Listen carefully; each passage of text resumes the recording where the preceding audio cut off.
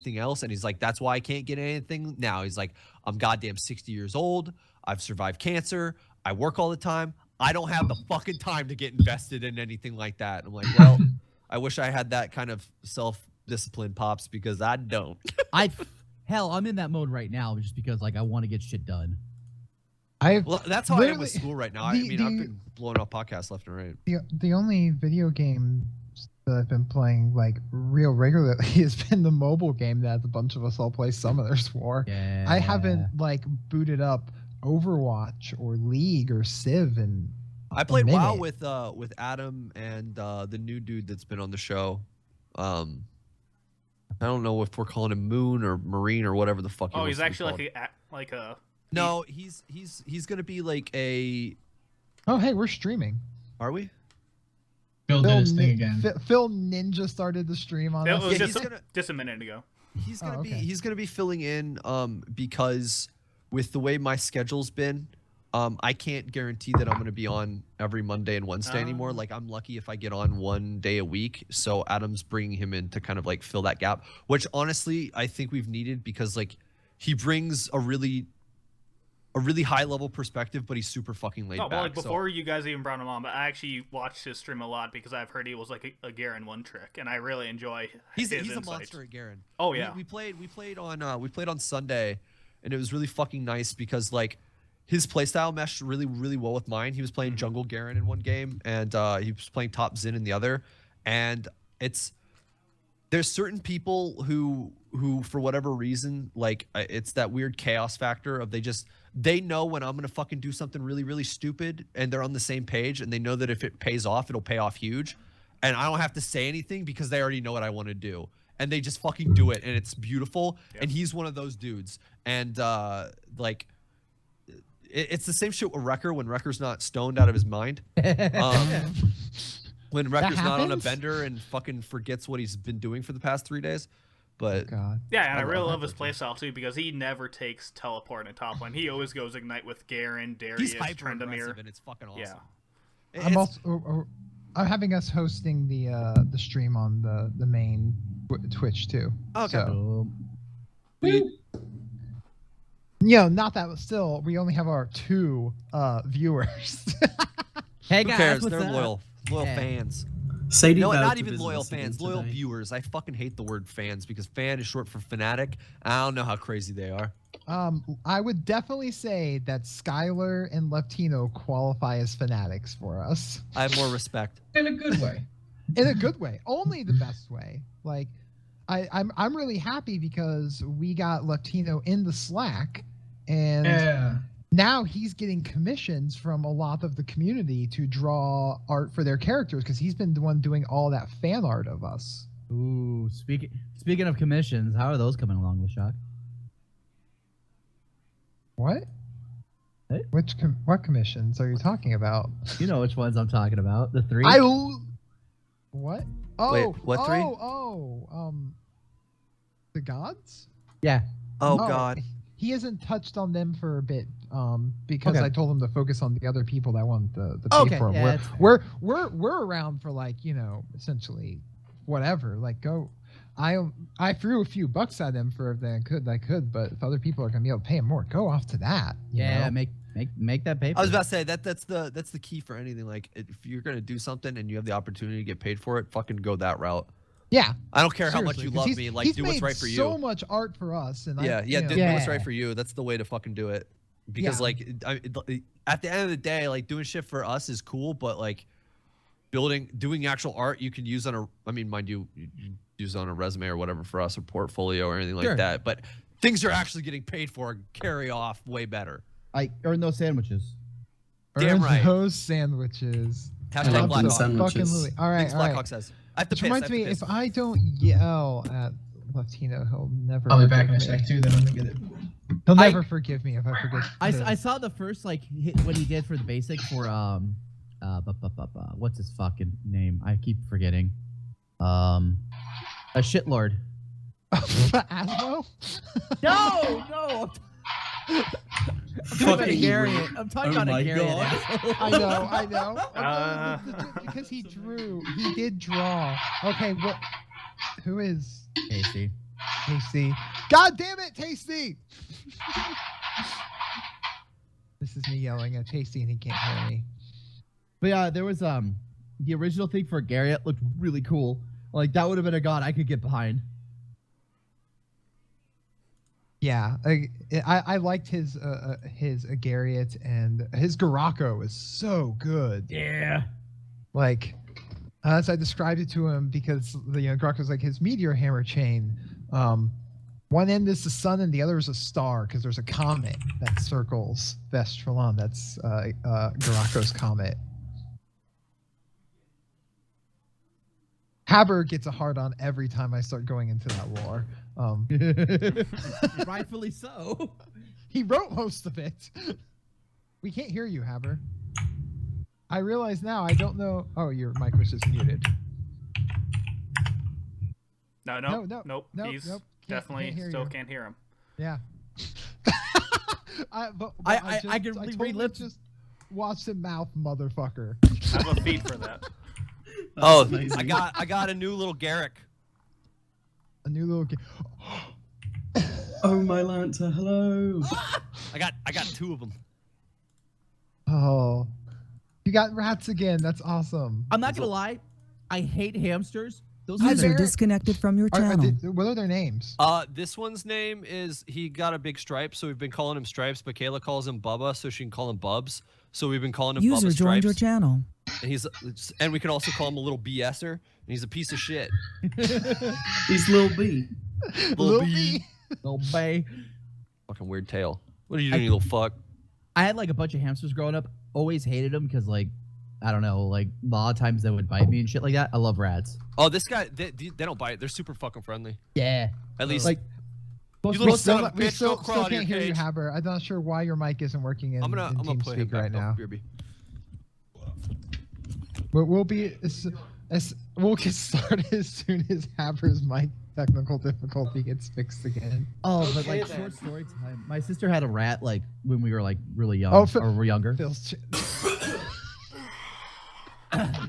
Every time you do that, I can't help but think Kumo Goi Goi Vikings out. Kumo Goi Goi Vikings I remember out.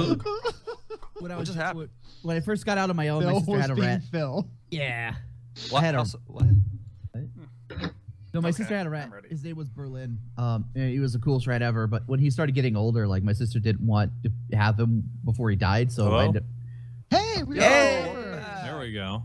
Huzzah. All right. All right. All Continue, right. Coggin. What was you?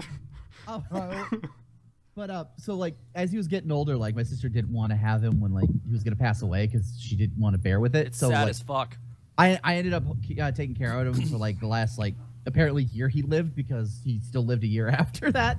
But that was the coolest rat we ever had. I remember on one occasion like he ended up hiding like we were like it was a movie night. We were all on the floor sitting and he was just kind of hanging out. He ended up hiding like a half a case of Nutter Butters and we never knew where he hid them. That's hilarious. Like That he little was just, fucker. he was doing it on the like I wasn't even paying attention. I looked down and go, where did all my Nutter Butters go? And like I see him like kind of like walking away with one. I'm like, what are you doing with all the Nutter Butters? Like, where did you hide him? Never could find him. That's hilarious. He was stalking him away. It's inside the wall somewhere. Just like future people move into that house and they're like, oh, let's replace this drywall. They're like, why is there this giant pile of Nutter Butters? Have you guys Free seen the snacks. GIF where it's just like a bunch of acorns falling out of the top of a shed? No. It's from like a fail of the week or something, but I'm imagining that with Nutter Butters. Oh, I should All right. have a Put another drink. Why coal don't on, I have a so- drink? I'm just like preparing my taint for this episode because I feel like regardless it's going to be ridiculous again. You're what? Probably. I'm My having to review all my taint. spells 'cause Oh. I never end up using them. I burned out through so many spells last night. Oh my god. Do you want to know how many spells I have? None that I can use outside of combat. Oh Jesus. None that I can use to not try and kill Oh. something. God, after like doing resurrections, using special eyes and dimension doors and sendings, I'm like out of spells. So, I can't fucking ask that question. God damn it. I'm so That's right. fucking nervous. You need like a mutagen of social strength or something like that. I feel like that Why? would be a thing. Why? There's I not mean, just as an augment. I know. There's not a mutagen in social strength. There's one that gives them advantage on intelligence checks. There's one that I can get a charisma one. Is there really? Yeah, Oh it man, knocks my Vape intelligence down Nation. Where's So, the like- static coming from? It's Haver's mic. It's hot. though. Try it now. Okay. Oh, it seems better now. I Fuck. think it's like auto adjusting or something. Oh, well, you're fine now. Fuck. Uh, I mean, yeah, there's a bunch of mutagens to go with, but the issue is like, as I go up in levels, my mutagen score gets higher, and for every like my mutagen score right now is a 3, so that means like if I use a mutagen of strength, my strength goes up by 3, but my dex goes down by 3. So if I bump my charisma up, my intelligence goes down, and my stat distribution isn't something where I can risk being 3 lower for a lot of things. So I focused way more on like combat ones. There's a lot of drawbacks for those mutagens. Yeah, like I mean, it's straight up like you get a cool bonus, but if like things don't work out perfectly, you're pretty screwed. I have one right now that gives me an extra attack on as a bonus roll. It basically gives me like a free haste move kind of. But all of my saving throws I'm on disadvantage for as long as that lasts, and it lasts for 8 hours or until I take a rest of any type. Yeah, and then there's another one that you have which gives you it makes you crit on a 19 or a 20. Then your all healing that you receive is halved. Which I'm not like as cool as that is. I'm not doing that one. You get hurt way too much. I know, that's why. We all get hurt a lot. Honestly, the way I have it set up right now is true, but Cheer takes also the most emotional damage. That's true. I've taken more emotional damage than any of you motherfuckers. Speaking of, are we ready? And Veritas' entire family was Haver's killed in fixing front of his her. mic. it should be good, I think. To be fair, Veritas That's true. helps kill her family. It's good closure. It was the heat of the moment. I was so pissed. Which I'm still with Charisma confused again, about, but Lashak. whatever. I was so fucking mad at you that I had to do that again. I was so What? fucking upset. Oh, whoa! No, fuck you. I merely Here we go. interpreted the motions. Okay, like the wish was made. I figured out how it was being interpreted, and then what the effects of that were. Check. It's a monkey's paw right there. Right. That's Lashak, everything even Lashak you does, though. You explaining how you interpreted the wish and saying how it was your fault, it made it the way it happened, is how you just explained that. Yeah, no, like the thing is, like that's so up to your fucking like your ability to do anything you want with. Like we could have wished for a puppy, and he would have killed. He would have dead killed puppy. every single puppy except for the one we wished for. That's how it That goes. is not true. No, that's 100%. Or accurate. it's I want the rarest puppy. There's Yeah. only one. Yeah, Congratulations. that's exactly right. There. Like you wish for Maybe. a horse, and he kills every single horse that's ever existed except for the one that's given to you. Also, the horse is given to you is also a donkey. And Fuck it's you. and it only has 3 legs. And there you go. Like you're fucking in. I gotta get my other. So Depends what on- you're telling me basically is that you guys are basically all in a very abusive relationship with me, where you're basically just sticking around because the sex is good. No, I have a safe word for It's you. not that I'm enjoying great. this. Oh, God. Rip. And that joke is amazing for us. See, Cheer's fault was having people he cared for that Lashak knew about. I'm pretty sure Lashak can't remember what living relatives like my character has. Remember, you have a sister. He didn't have Damn it! because he got rid of Caraco. Oh, come on. I remember your backstory of you and your sister and being brought into the church and everything. I still have Damn all it. that saved. The coal's not heated up I, yet. I still have all of that saved. So you're gonna fuck with that now. All of what saved? Haber's said that the biggest mistake you made was letting me know who you cared about. Me? Your character. Oh well, fuck. I mean, like Yeah. honestly, Yeah. it's made for some pretty cool shit that's happened, but Yeah, there's some really good tragic moments. yeah, Yep. really fucking really sad moments where your fucking asshole gets cold because you're fucking depressed and you don't Sounded know about right. what's going on. Wow. Asshole gets Yeah, cold? it What? starts to pucker. That's a because- really specific emotion. Yeah, well, Is there an emoji I told for the that? shock Is earlier. there an That one, yeah, it's the emoji okay for symbol, that? but then you make the okay real small. Yeah, I told the shock earlier. It's that moment where like all the heat just drains out of the room. You're like, oh, this is either gonna be real awkward or real good, and I can't fucking read the room on what it's gonna be. I can imagine just LeShock narrating like a game now. As you step into the dark room, you feel your butthole pucker up. Is this in character or out of character? It's both. It's both. Little half and half. Like I was saying, like there was this moment I went back and was re-listening, and right after Kargan rolls the nat 1, there's 5 consecutive seconds of pure silence from everyone until Chira breaks it by saying, "What's the closest thing I can break?" Yeah. and everyone's just like, yeah, 5 seconds. Man, I was like, that's the longest pause. I will not edit that out. It's too good. Well, no, because you don't edit that out because, like, number one, like that is a very intense moment. Like being people listening are by gonna feel the tension. Yeah. Well, I mean, honestly, it's intense because it's like, first of all, I already got real.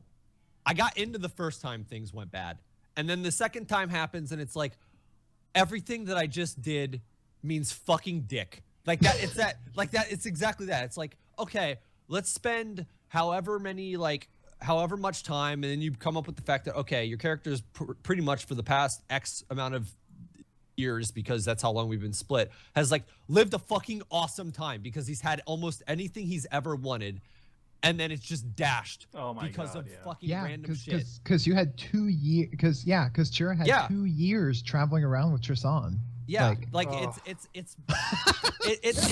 that time where like the happy ever after like came and went, and then it like really went. And by really went, I mean everything fucking goes to not happy ever after.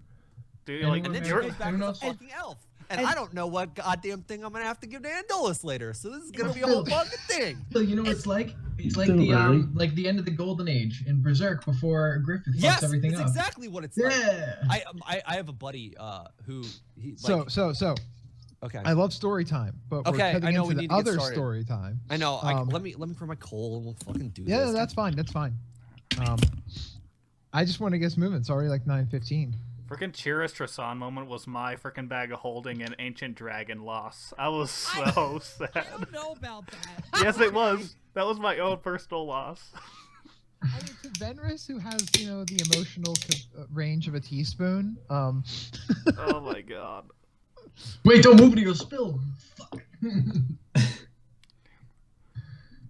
If we go back to, where's spaghetti? No, where was? Oh goddamn! What was the city that we started out for the very, very, very first campaign we did? Oh, you mean Naruto? No. Yeah. If we have to go back there and we have to be in Esmo, I'm gonna get super fucking mad. Nah, Rep Doug's Rest is where it's gonna get hyped. God damn. I'm really. I'm gonna punch that fucker in the face if I see him. I don't even care if it's in character. Were you punching in the face? As well. No. Oh, yeah, if you go to Rep Doug's Rest, you run into Tophiel Shade Runner. Yeah. I can't wait. Let's go I hate right this now. guy already. I don't even have to say anything. We have an excuse to go there now. I will say, like, I've had to put up with a lot of. Phil, I'm really glad you've turned a new leaf, supposedly, allegedly. But at the same time, like, do you know how short my character is going to be with Tothiel if we run into him? I'm just excited to see Asmo LeShock try to play Asmo. He puts on whenever he does it, he puts on a fedora. Honestly, you want to know the way? No, what is the thing that you can do that will most infuriate everyone? That's the way. I recently brushed up on my Tophiel by having a conversation with Asmo about what Tophiel would be doing in this scenario. Be a condescending dickhead to try and do something stupid? Something like that. Oh my god. Geez, I wonder if I still have that. Asmo, I love actually you. pretty glorious the way that he said it. No, don't tell us. Everyone else just does it wrong. You can't allow anyone to have that type of power, except for me, because I'm different, obviously. Yeah, sounds real Tothiel. No, that sounds a lot like Venris too. It's like a It does. Yeah, but so Venris is aware. It sounds a lot like Venris, but Venris is a naive kid. Yes, So he gets a pass. This is self-aware. Like Yeah. No. This is what Venris grew up rich and spoiled. Tophiel grew up on the streets, but they're almost the same character. Almost. Oh, Tophiel has a huge chip on his shoulder, and Venris doesn't. Yeah, right now Tothiel's going up. I'm just going downhill from here. Honestly. All right. yeah, I'm ready. Yeah. I was born ready. Oh, This new COVID is way too I harsh. feel not ready for tonight because I only have a vague idea. Everyone's told me a bit of what they're planning to do, and I've told you shit. Even my okay. I Let's go continue. with Gargan. All right. So we're gonna go for the countdown. 3, 2, 1, record. And then Are we recording on record? we're recording on record. Okay.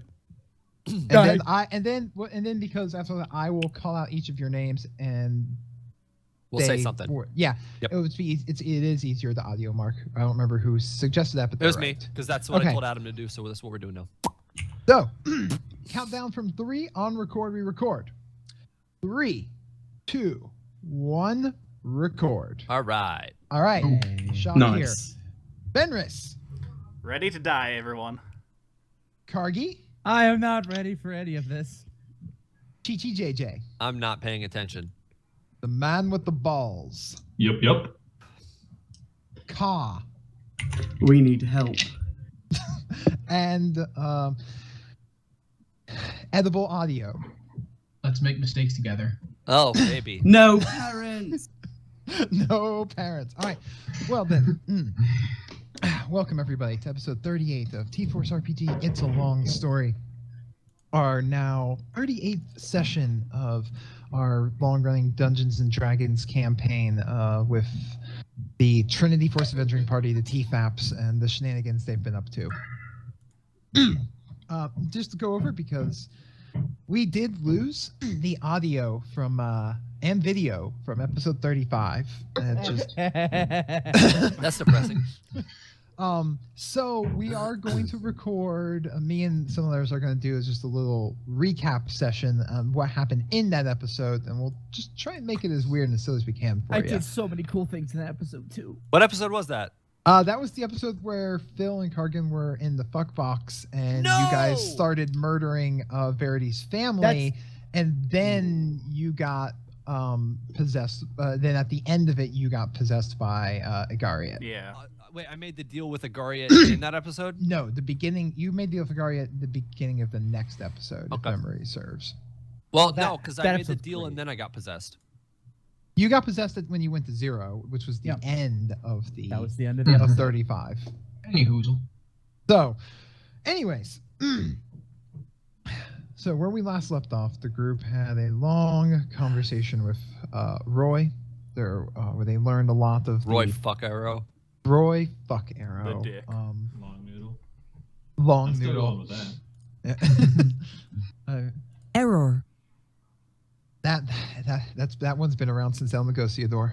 Yep. Classic. Classic. Classic TFAPs. Classic TFAPs. Oh, how I miss him. Anyways, there was resurrections, close calls, a reincarnation.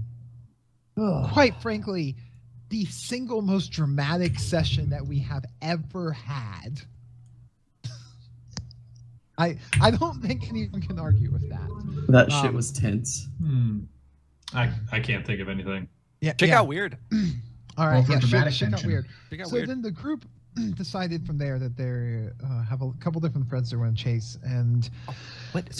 everyone had some plans of what they're going to do to follow up the day before Magnus's wedding. The wedding. So as we come, yes, the wedding, which maybe we'll get to, maybe it will happen. Who knows? Who knows?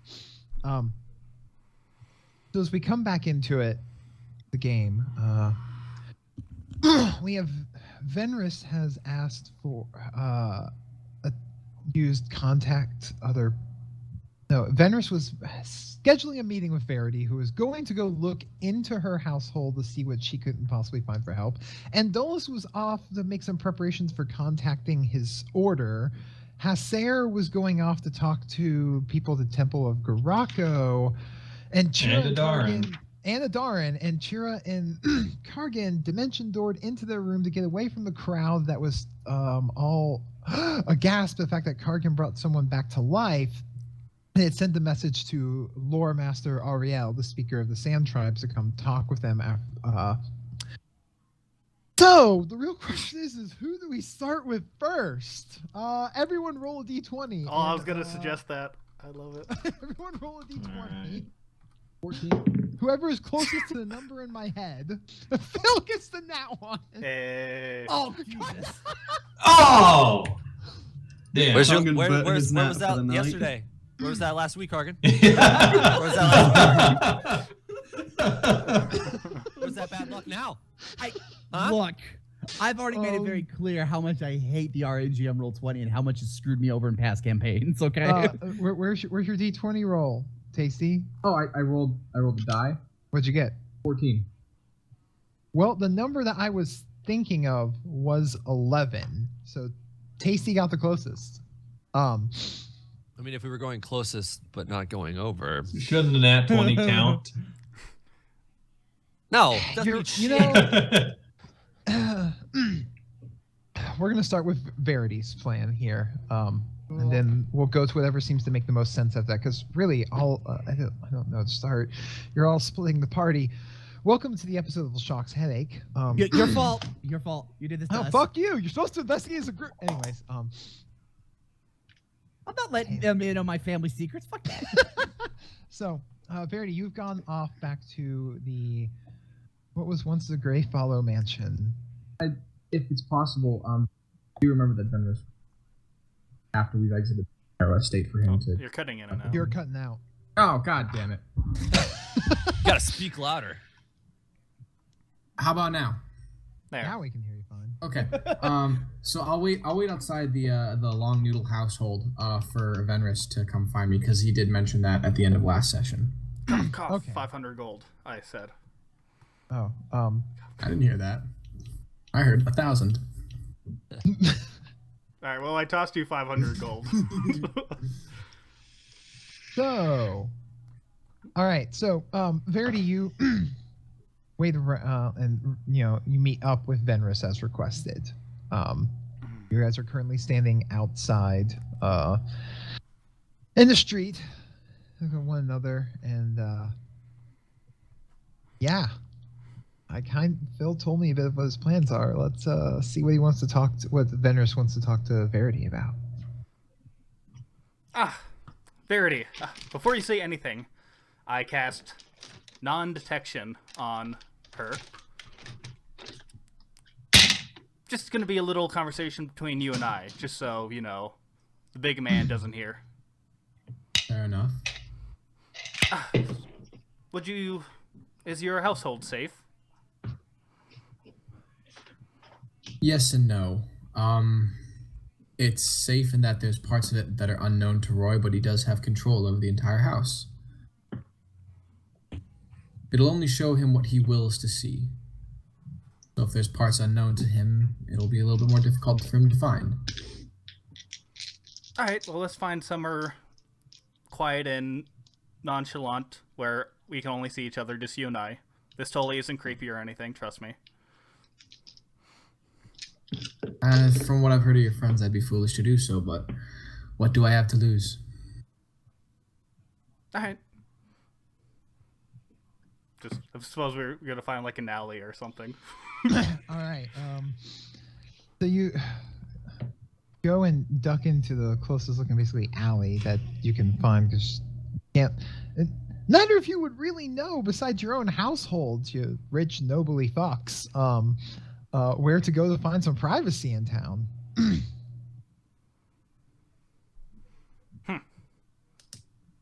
Alright, well, with that then, I suppose I have but one question to you, Veritas. Yes? How much are you on board with all this? Well, what do I have to lose?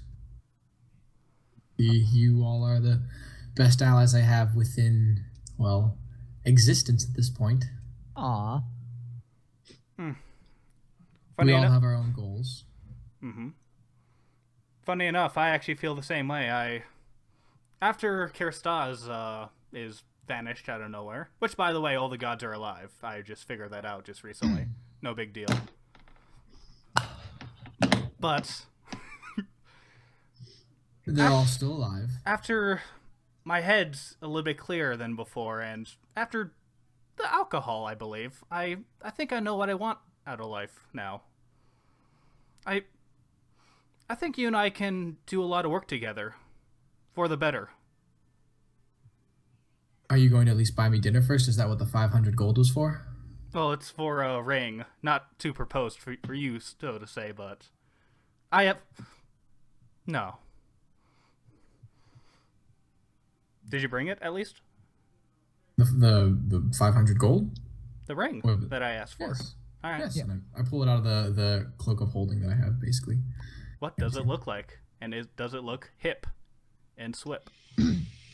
A 500 gold ring would be fairly fancy looking. No, not like the most insanely extravagant, rare individual diamond, but this is bling. This is bling for sure. All right. Well, it has three precious stones on the top. One's a ruby, one's a sapphire, and one's an emerald. And the band itself is silver. Ooh, I like your Thank style. You, Casey. Since you would have picked one out. Yeah, so I don't know if you know me that well in terms of my power, but I do know how to get answers in weird ways. And I assumed as much. This wedding that is going to be happening soon, it does not bode well for us and the following events that might occur. And what do you suggest we do about it? So, I know the rest of the party will not agree to my planning. This is why I came to you personally, but Magnus, I also figured out, is in on this whole plan with Roy for a godhood. So, I believe it is in our best interest to, well, dispose of him. And I have a way of doing so, in fact, for good. One, why would it be good to dispose of him? If anything, he's more on our side than Roy is. That's what I thought too, but my information is correct, and I am very certain that this wedding is going to be just but a domino. A tiny piece that's going to cause many other things to happen. And if we can stop it right here, I believe that we can at least stop Roy and any other greater powers developing their plans. And how would this stop their plans? Honestly, I have no idea. I don't... There's far too many holes in your knowledge for this to be a...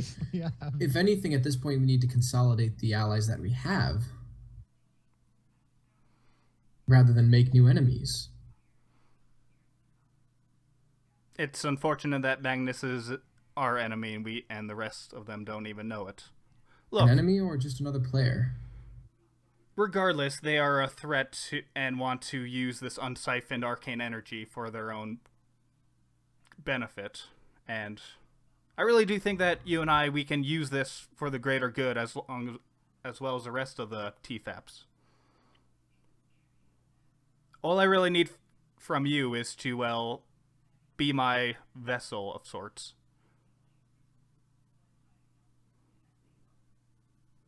What are you trying to pull? Oh, quite simple, really. Well, complicated, but simple for me. I was hoping to possess his body, in fact. Familiar with something called a soul gem? I've heard of it. Yes, well, I just happened to learn such a spell, such as this, and I was hoping to, well, test it on Well, originally it was going to be Roy, but now that me talking to you, I don't think that's such a wise idea anymore. So I believe Magnus is the next best thing. And if it goes wrong, what then? Also, if you possess him, what happens to your body? Out of the many countless times I've done these things have never gone wrong. Never gone wrong. As you just see like a bead of sweat. Was that the wizard equivalent of here, hold my beer, watch this? Yeah. I just think you should hand the universe a line like that. I'm just saying that's not okay. That's kind of what he does. I also have precautions just in case things go awry as well. Do you remember the girl we keep on referring to as Lumalia? Yes. Well, I'm looking forward to meeting her eventually. Oh, God. I was just so happened to, I did an experiment and I happened to make her undead, but she still has her own consciousness, which is weird, but I did it. I was hoping to maybe do that to myself, really.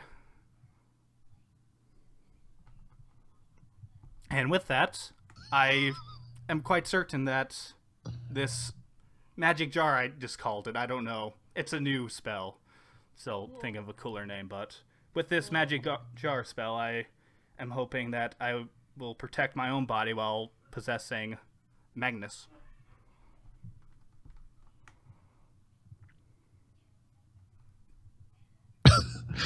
So, let me get the gist of this. You, as the DM, I just want to make sure I understand this. Yes. You want to use the spell Magic Jar. Yes. To put your soul temporarily into a gem. Yes. While Verity carries that around while you find a safe place to store your body. Nope. Verity would Here's my full plan. I'm gonna use Magic Jar. I can't wait to hear this. Yes, we got time. Magic Jar into the gem. Veritas kills my body. Then she's going to cast Animate Dead onto my body. And then I'm going to return back into my previous soul, my body, and it should have the same effect that I did with Lumalia. That is Venris's thinking. And with that, Venris's body can then be put into my robes of undead, and then protect myself when I'm using the soul gem. I'm so confused. That's a reach. That's such a reach. So are you explaining this all to me, like in character, or is it? Yeah, more technical talk, but yeah. As the DM, I really want to make sure I understood your plan here. Yeah. Okay. That's a bit nuts. As much as I'm for pushing the bounds of magic at this point, that's far too much. Far too many things can go wrong, especially with me using magic. We both know this. I'm really not even going to make either of you roll an Arcana on this one. Let me just, double check this, because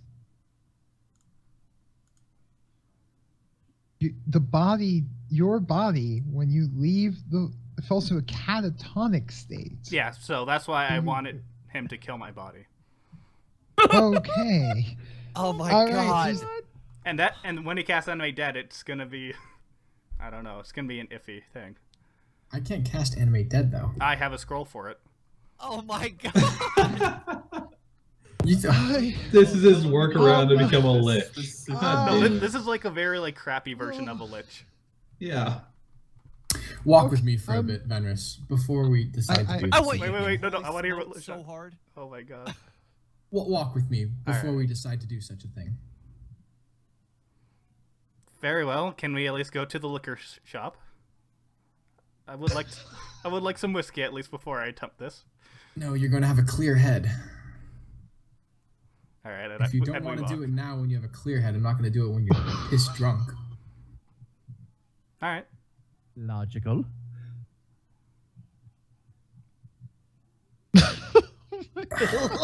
Let's walk. I have a few things of my own to think about. This is.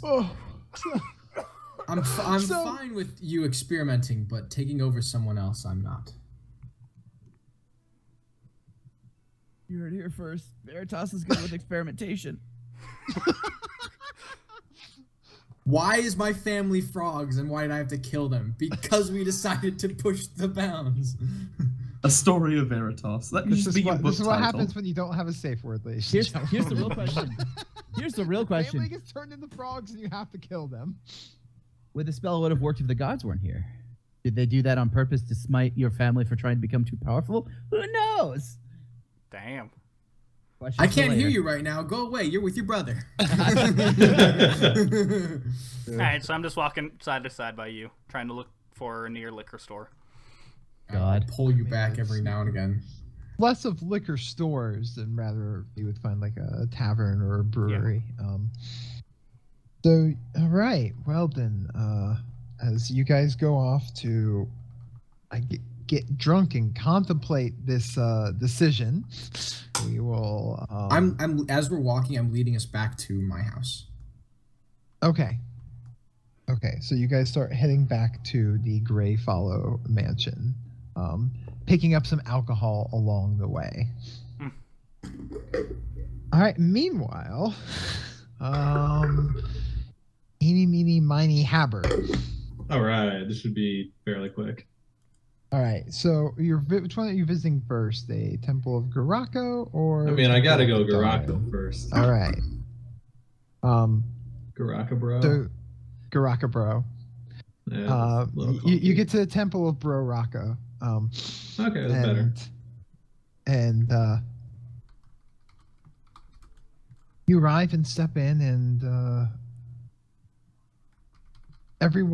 no one's fighting at the moment. There's not the normal size of crowd and sparring and training initiates and everything that you would come to expect, but a lot of them are all over at the front end of it, all knelt in prayer with their weapons before them, and the head priest, oh my god, the name. Yeah, I forgot. Just head priest Like- is fine. Yeah, it was like a Hasid or something like that. They're is like leading them as they're going through like chants of Garako before the shrine that each of these temples have, where they have a link of the chain. Okay, I want to go like up to the head priest and try to like pull him aside for a minute to talk to him directly. You walk up in front of the crowd of all of them, and they're continuing the prayer, and he kind of like sees you and kind of gives you an odd look. And my son, we are in the middle of vigil. We've not been able to feel the touch and grace of Rocco, and the chain no longer shines. Will you not join us? I'm sorry, I came here for some. Well, first to see if you have any answers. You've not even felt a slight glimmer from the chain. No presence, no bloodshed, no fighting, no nothing. I cannot feel Garako's presence. Taken from me is I am no longer able to access the sight, which would allow me to see the value of a warrior's battle. This will sound very odd, but the chain that is here in this church, I would like to borrow it. Is out of the question. But you must realize these are very interesting times, very troubling to say the least. The gods may or may not be dead. May have some information regarding that. What I'm asking, I do believe that I can restore some link. I have a plan, but I need your cooperation. I am in charge of this temple, and I oversee the chain. It is not. It is no longer a temple in Garako's name without the link bestowed upon us. Well, if there is no Garako, then there is no chain, there is no church. And we will not lose our faith. Then we will maintain the vigil. Then what difference does having the one chain make? What difference would that make? The chain is a gift of divine providence. I have spoken directly to Garako before, like in person. Give me a persuasion roll. See if this guy believes you. How about an intimidation? Intimidate? Okay, I'll allow it. I'll allow it to be attempting to intimidate him. Intimidation. Yeah. 21. Damn. He looks as you say that, and he stands up and looks you square in the eye and kind of rolls his shoulders back as you hear like the creasing and cracking of joints as he like rolls the muscles out on his shoulder and looks you square in the eye. This probably like 50, this is the classic like anime ripped old dude trope. Got it. Or he like stands up and he rolls his shoulders to shrug off the robe, and it's just like Master Roshi. Yeah. Master Roshi, Captain Yamamoto from Bleach, like whatever. It is that is the trope of the Temple of Garako. And says, "My son, I do not know what mission you believe you are on, but I will not be intimidated in this holy house." Oh shit. Let me explain it. These chains are possibly the last relic of Garako in this world. If we were to bring them together, all of them, and reforge them or something, I don't know. It could help us establish a clearer link to the gods, especially Garako.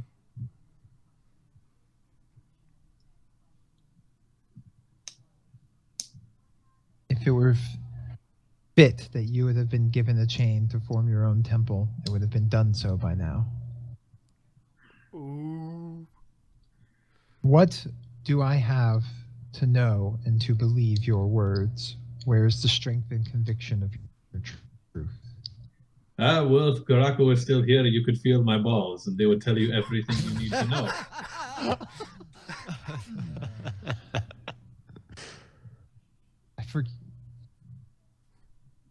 Stops and looks at you. Says,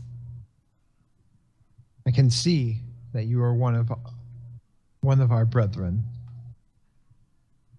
Let us decide this in the way befitting." I'm good. Let's do it. You just cut him off. Yup. We all knew it was coming to this. This was just Kalima. Here comes a new challenger. he reaches and like stomps his foot on the ground. Everyone looks up and they all like kind of step back and forms a ring, and he undoes his meteor hammer, which had been wrapped around his waist like a belt. Oh, that's sick. That's pretty cool. If you survive, you have a new thing you can do. I can't steal his thing. And he steps into the center and turns and looks, waiting for you to do the same. Yeah, no, it's fucking. I rip off the white cloak that I'm, or is it red? I can't remember. Fuck. Yeah, no, the red cloak that I'm wearing that Magnus gave me, and looking dead in the eye, and said, "All right, who's starting this?"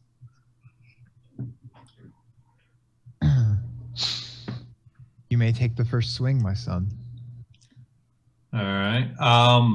I start spinning my meteor hammer, look directly at him, and cast Abjure Enemy. Ooh. So he has to make a wisdom saving throw. Oh, we're back. We're back to Hasair fighting. It's been yeah.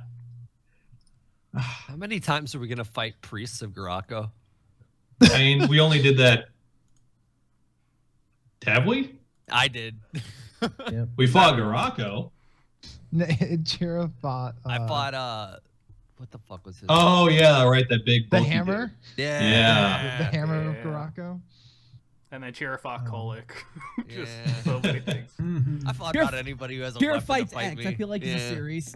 Yeah. Fought Deacon. fought a lot of people. Okay. There's his. Holy crap. Was a will saving throw, or wisdom saving throw, correct? Yeah. Good luck. Damn it. Sorry, he has a let's see, 28 DC. All right. Well, I can still do Vow of Enmity as a bonus action, even if you say so. I still get advantage on attack rolls. Okay. So he's just not afeared of you. Yeah, he's not afeared. Oh. All right. All right. Then That he. dude got a wisdom of 26. That's fucking crazy. That's Or he has proficiency in the saving throw. true. At that, he Very meta of immediately me. kicks up, his hammer into his hands, swings it about, and flies it right towards you.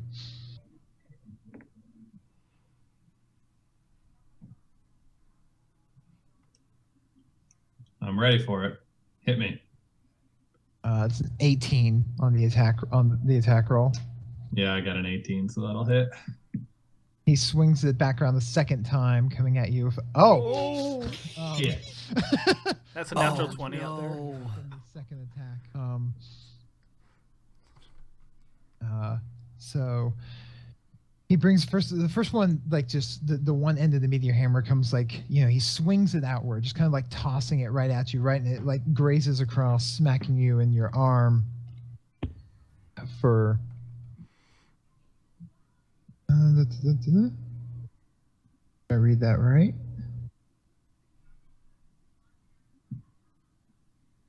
Okay. For 14 points of damage to your arm.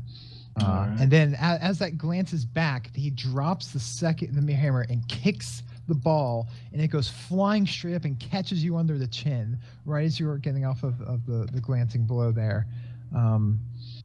This one is gonna hurt. Is gonna hurt.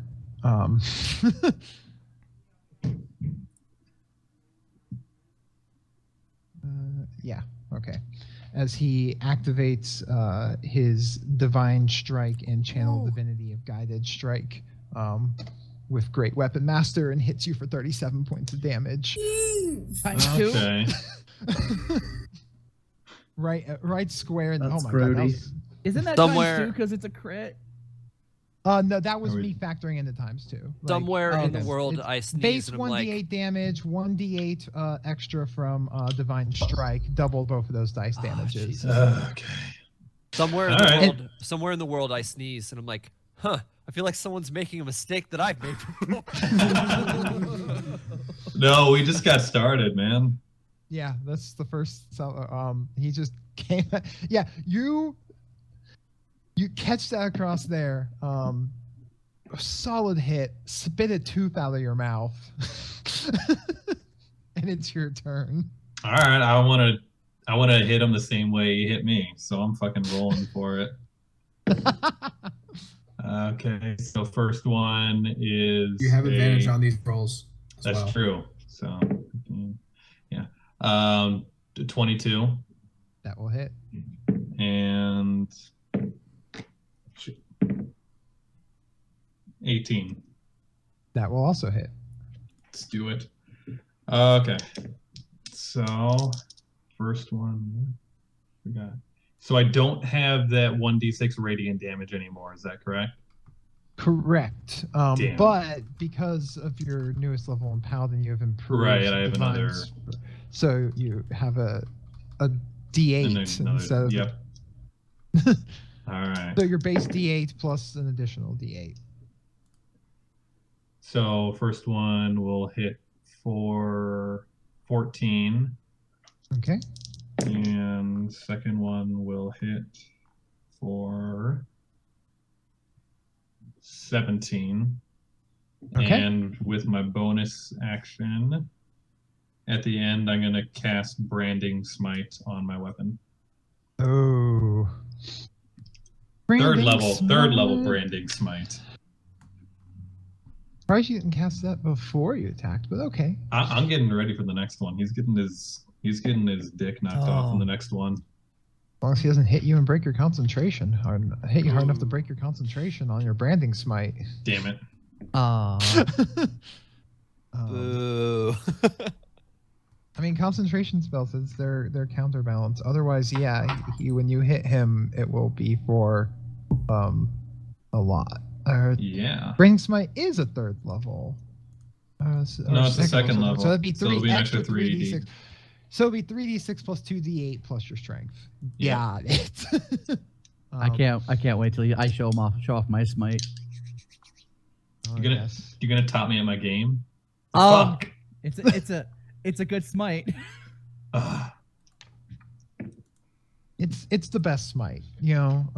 Like many others have fought to smite like it, but they just can't. Like everyone knows that his smite is the best smite. Hey, get on that Smite MOBA game. Come on. Hey. That smite MOBA game. Oh no! Just take that back. Take that back. Come on. Right. Hey, Smite now. is a good game. Come on. I like that game. Yeah, fuck you. I'm just.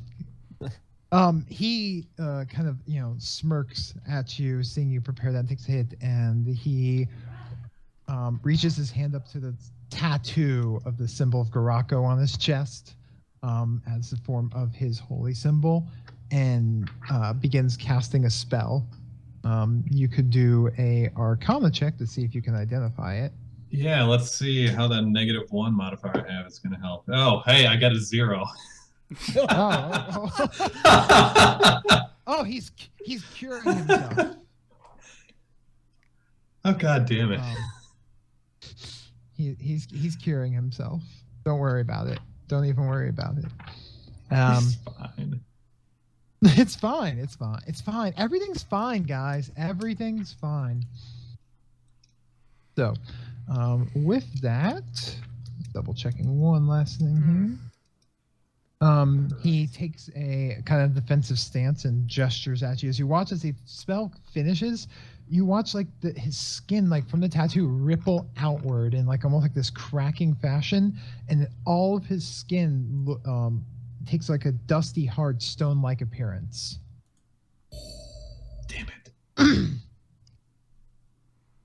As in, he kind of shrugs and it's like little cracks of almost like, earth or dirt, like as he moves and starts standing there holding his weapon. And it's your turn. All right. Okay. So I'm going to go fucking all out on this one. Go ham! So let's see what I can hit. All right. So, oh, there we go. 25 for the first one. That will hit. All right. Second one is going to be nat 20. Oh, baby.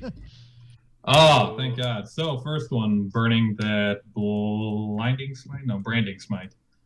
So that's going to be 2d8. So you And crit then- with a branding smite. No, the crit's for that's- the second one. The crit's for the second one. Oh, okay.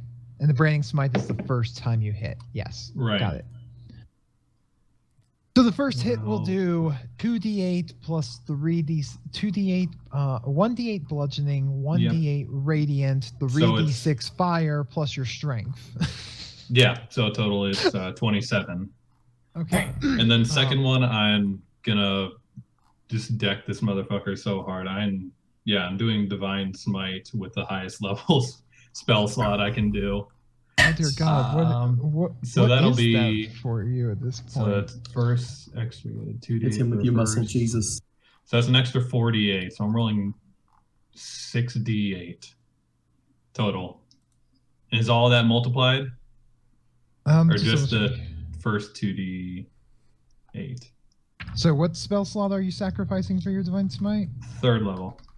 Third level? Okay, so that will be so that's your base 1d8 and then 48. So you're going to roll a total of 9d8? Is that right? Well, wouldn't you No, have- you're going to do 10. No. 10. It's going to be 10d8. 10d8. Wait. 10d8 plus your strength. All right, because yeah, no, that's okay. 9.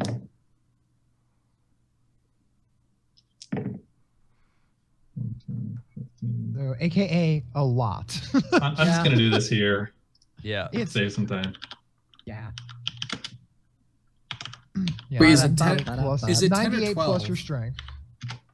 10, because when Jesus. it's the improved divine smite doesn't overlap when you use divine smite. Yeah. So 44. Oh God. Bing. With that, you just him back there, and this hits like hard into him, and he braces for the impact, but he was expecting and prepared for base bludgeoning damage, which stone skin, gives him resistance to, but does nothing against the elemental and radiant assault of your divine smite. Yep. The stone all cracks off of him. He goes flying backwards as you just one to him, like the first one, you like right into his chest, and as he kind of like because of there, bring it right into his forehead, and the stone just cracks and doubles right there as he flies backwards and falls flat on his back. Are we done here? Do you want more? He's unconscious. Yeah. Congratulations, you just assaulted the elderly. I'm gonna turn to everyone else in the room. Is everyone all right with what just happened? If so, I'm taking that and leaving. Yeah, you just beat up the old man, a religious hero cleric. Hey, my path is more righteous than his, so fuck that. As He defined proved by it how with well his you fist. just smote an old man. Congratulations. And he proved that he was more righteous with his hammer. Yeah. So, God's on my side. You just made Wherever. that man like God 2 wills years it. older with that hit. Like, Yeah. he just became 62 in that month. Do we have enough time to go to the other church? If not, that's fine. No, that fight was over much quicker than I anticipated. All right, yeah, I just want to go to. That's what paladins do. So you just like knock him out, look around, and goes, "Is everyone okay with this?" And they all just kind of like step back and look, and you just walk up, take the piece of the chain, and walk out. Well, you just robbed your own church. Good job, buddy. I didn't rob it. I got a plan.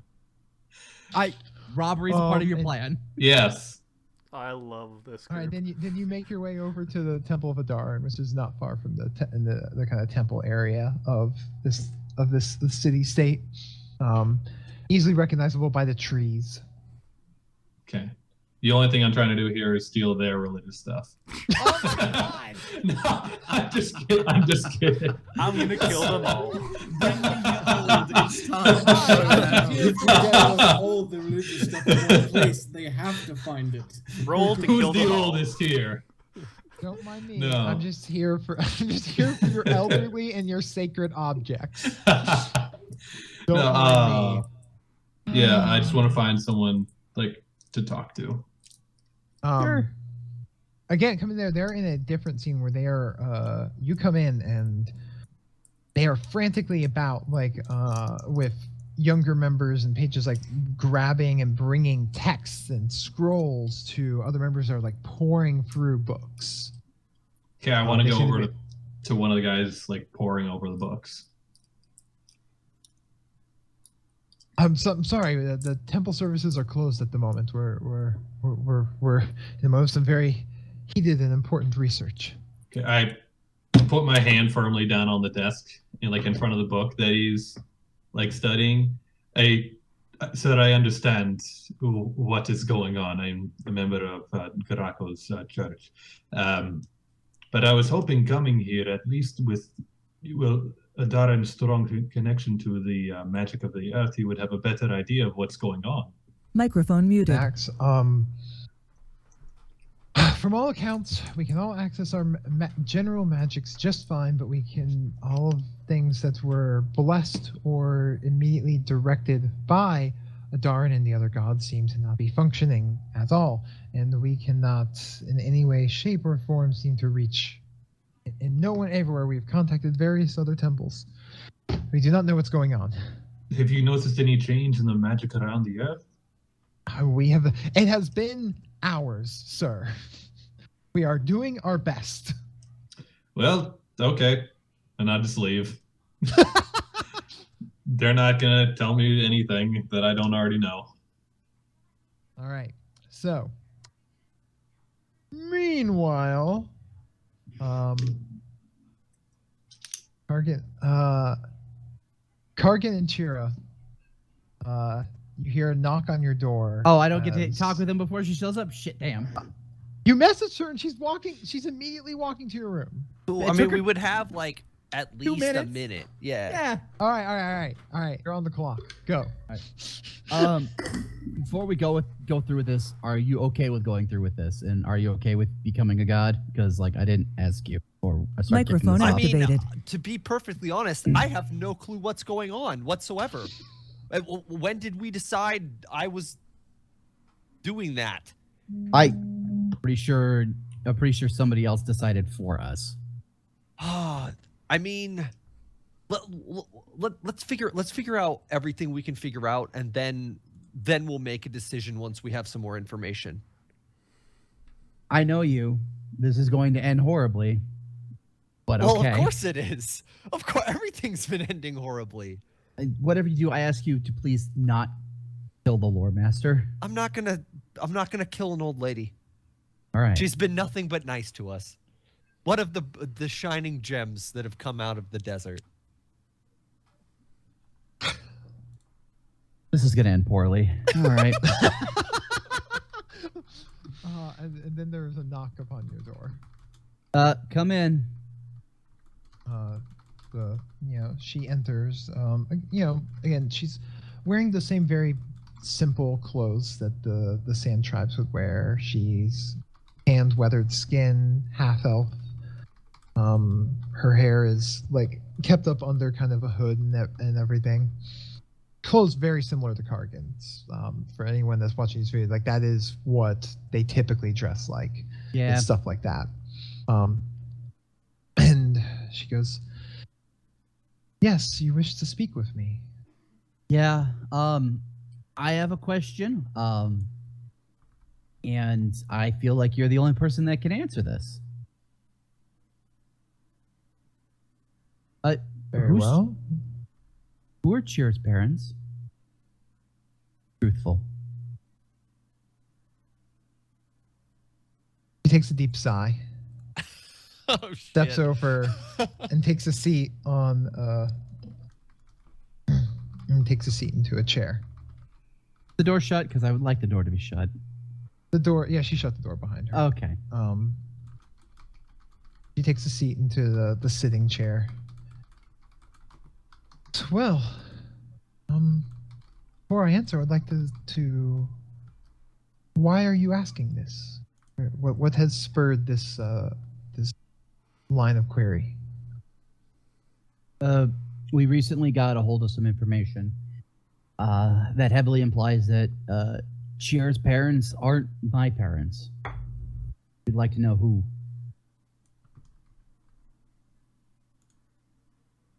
Well, this is true.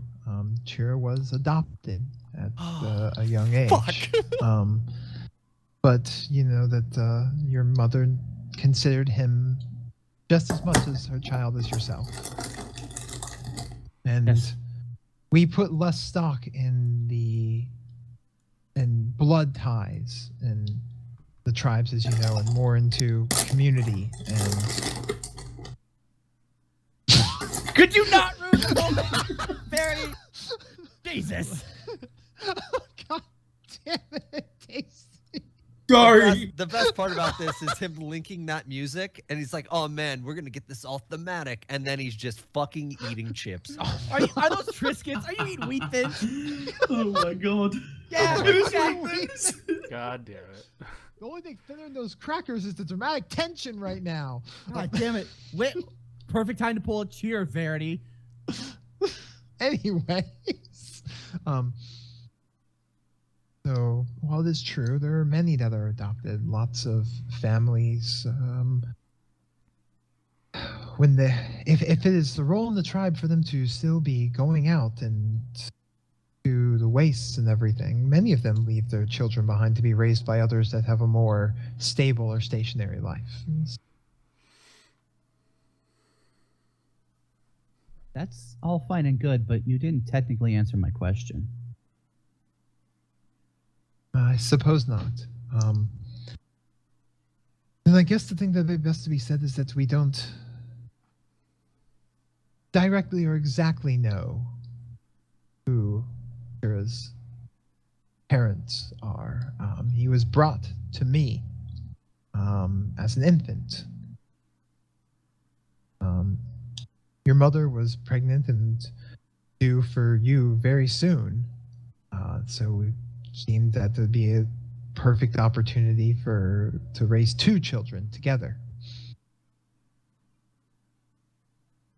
But you were brought to me as an infant by a traveler who said that he was also bearing with what remained of what we assumed to be Chira's parents. Said that he was traveling towards the waste and came across them. They were horribly burnt and disfigured beyond all recognition, but that the child was still alive. And so he recognized as the half-elf and one of our people and brought to me. I don't suppose his parents had names. None that were given to me. And what did this stranger look like? He was kind of like, back, like thinking about it. A young man, well dressed, dark reddish hair, spoke very eloquently.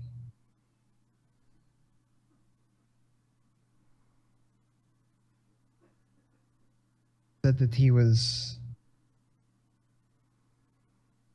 traveling at the time and for matters of business.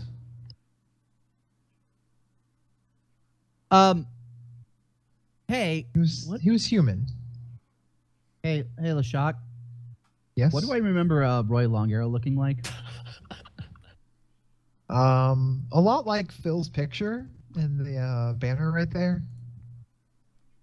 So what you're saying is a description of this mystery man who's human fits the description of what you just told me? I fucking hate everything right now. I fucking hate everything right now. Yes, that is an adequate, oh my god, adequate description.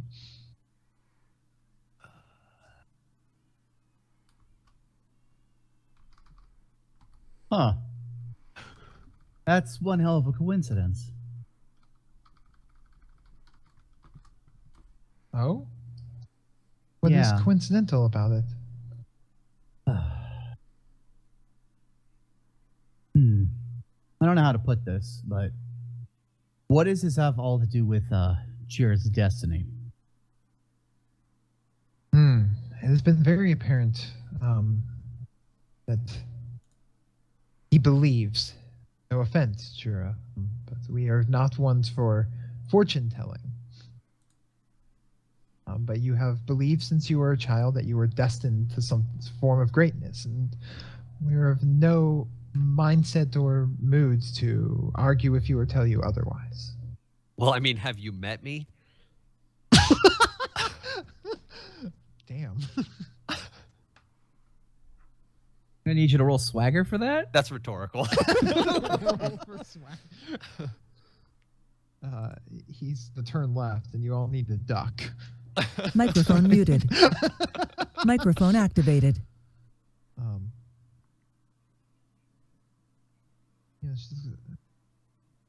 Why? Where is all of this coming from? What information have you gained?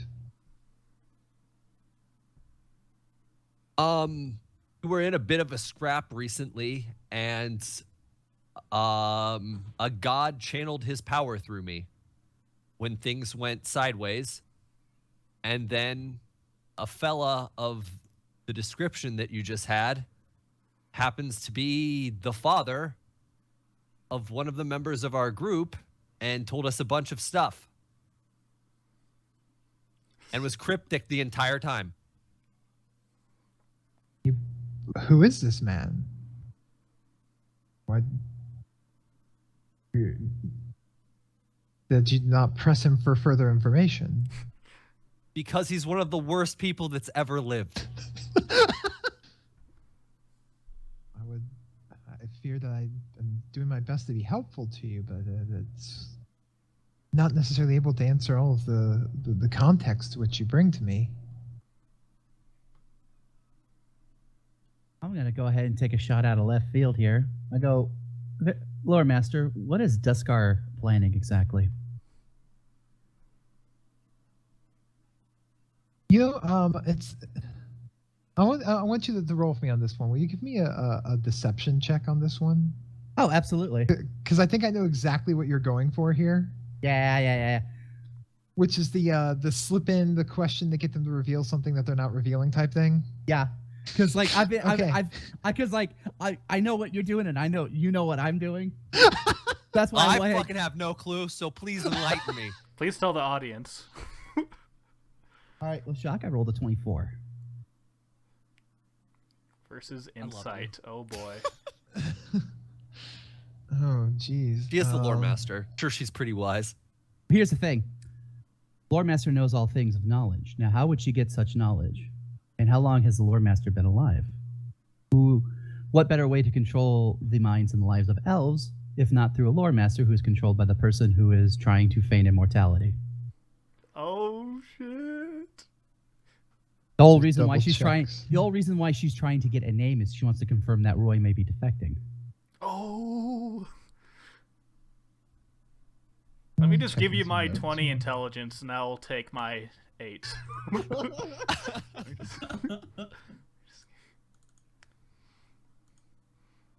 Okay. You know, we're getting to this point where everyone we ever respected lies to us. Yeah, we can't trust anyone anymore. Yeah. Oh, you bitch! Oh, you bitch! Oh you my god. Please, that's a 25 for people out there. So yeah, she 25 to his 24 deception. Oh, that's rough. She kind of like something goes. There's something that you would like to directly ask me, Kargan. I think I'm starting to put a lot of it together. You bring up Deskar, of our people from long generations past, the original one that turned away from the gods. Yeah. Just so happens that we got information saying that he's in fact still alive. And I see. Unfortunately, I stopped believing in coincidence a long time ago. Pieces fit a little bit too cleanly. And you believe that I have knowledge or am somehow involved in this? Lore Master, it's just a little too convenient. Give me a persuasion roll off of that. That sounded like a very almost sympathetic plea. So I want a persuasion roll of it. Got it. That's gonna be a 30. Oh baby.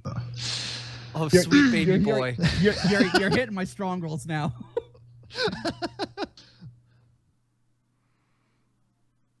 Kargan can't lie, but he sure can tell the truth. I'm okay at lying. To be fair, I'm okay at lying. I'm just really good at being earnest. He was also not actually attempting to lie. He was attempting to trick her. Yeah. Okay. Yeah, I was he was trying to be being clever. deceptive. Yeah. No, and you were. too wily. You were. I just rolled really well. Yeah. It was a close roll. She takes a deep breath. I don't know how much you paid attention to history, but you know for how many years and generations we have wandered the desert? Yeah. Ever since the Sundering and all that jazz. But are you able to comprehend the amount of time that has been? You're asking me 20-something elf to comprehend ages, millennia? No.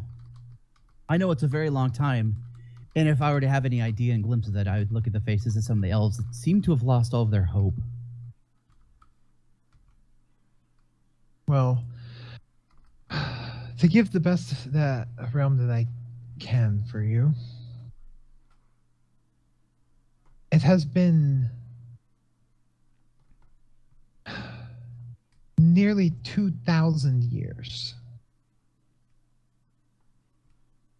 that we have wandered these wastes. To atone, yes. And generations and generations we have been faithful in that regard to our penance. Have survived by bringing relics out from the old world to sell to other cultures that have built up and thrived and created new traditions and ways while we have stuck to our own. No clear end in sight, no idea of when our penance would be paid.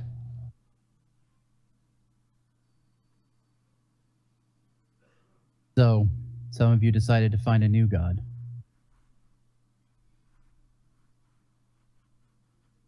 We have known, some of us, you have known of the gods are quite powerful, but they are not all lasting, and they are not all powerful. As I've been told. So, I set it upon myself to see to it that one of ours would be in a position to change things.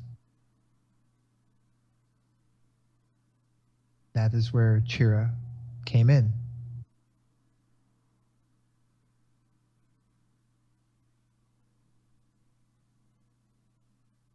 You were born, created, forged. I do not know what you wish to say. For the sole purpose of channeling the presence of the divine. Think of the others of you that have all went and championed one of the gods. How many of them have you seen actually be able to physically manifest within their champion?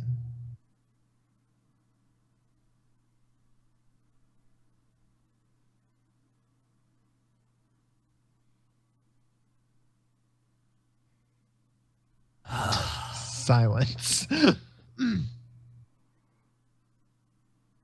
And I'm supposed to fill this role, and yet you exiled me from my home?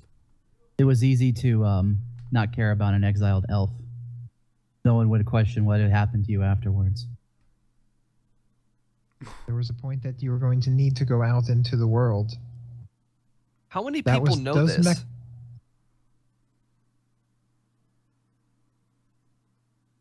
That is a secret that only I have bared. Can I do an insight check on that? Absolutely. Okay. My insight's not good, so. That's a 14. Hey. She seems sincere in that. And as you're looking her over, when she says that and she sighs upon saying that she's very, it makes her look older than she did. Like there's just been this weight, this stress upon her. The tribes have no central leadership. They merely choose someone that they feel is suited to be able to speak to their needs at larger representations. This is no act of our people collectively. This was merely the will of myself.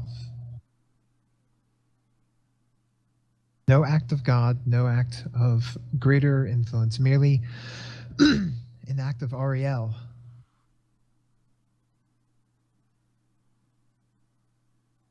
I will risk my own personal punishment if it can bring an end to my people's suffering. Well, Might not have to go that far because gods are gone. We have no land, merely desert. Yes, but if the gods' influence no longer affects this world, it could be assumed that eventually those lands could heal. They were already healing or beginning to heal under the gods' return. I did not orchestrate their end. I was merely preparing for when it happened.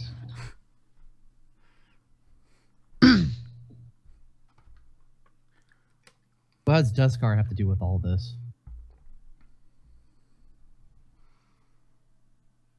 Who all is involved in this? That I do not know. There's much shadow and much secrets.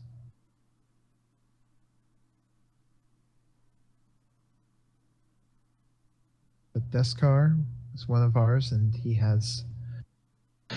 His existence and presence has been passed from one lore master, one speaker to the next. And where is he located? Not in the wastes. Well, if Duskar has been in part of lore masters, one would assume that he's part of another lore master. Please don't tell me it's you. This is gonna make this day really hard. I am not Deskar. I am a mortal person. I do not know Orkshel's plans, but having watched you grow and become the force that you are, I do not regret my decisions and actions, feeling that the fate of our people is in your hands. Gestures to you both. I did not want you to be raised alone.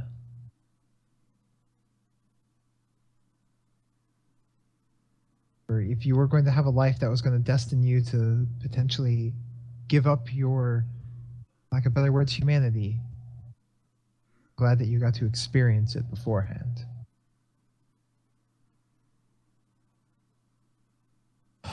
When is all this supposed to take place?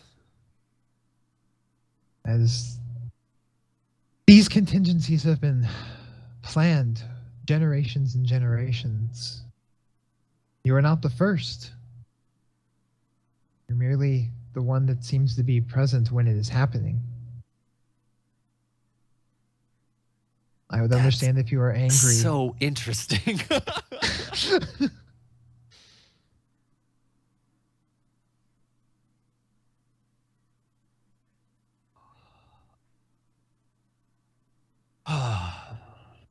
I look at Kargan. So where do we go from here? We're not going to make you a fucking god and lose all of your humanity. That's where we're going from here.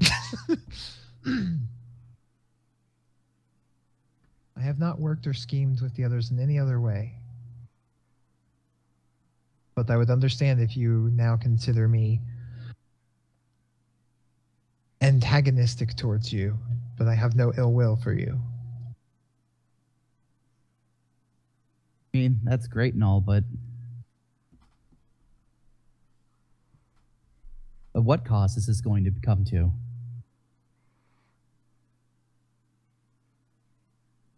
I know my brother. I know that ultimately if it meant that the rest of the world could sleep peacefully at night because of it, probably do it. He wouldn't like it, but he's gonna do it.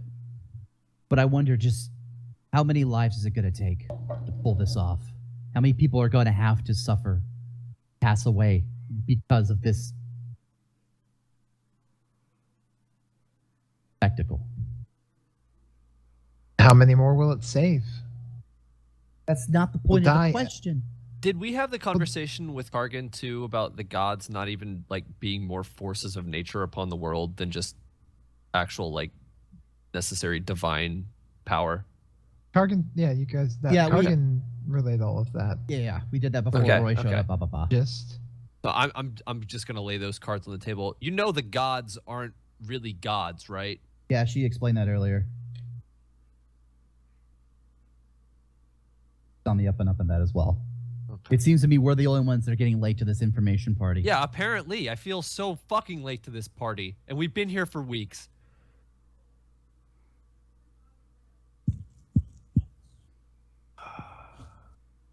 Do not know what more you want from me.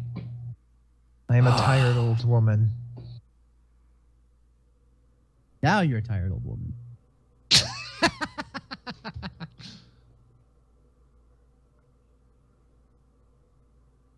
I don't know what to do. I can't. There's some hand of fate at work in all of this. I don't give a shit about fate. Well, you should know that about me by now. It's not even necessarily a matter of fate. If your involvement has anything to do with some of the other individuals that we've run into along our path, and their involvement aligns with yours, we have way, way deeper seated problems. And there is misdirection going on all fronts, especially if things are as shady as they appear to be.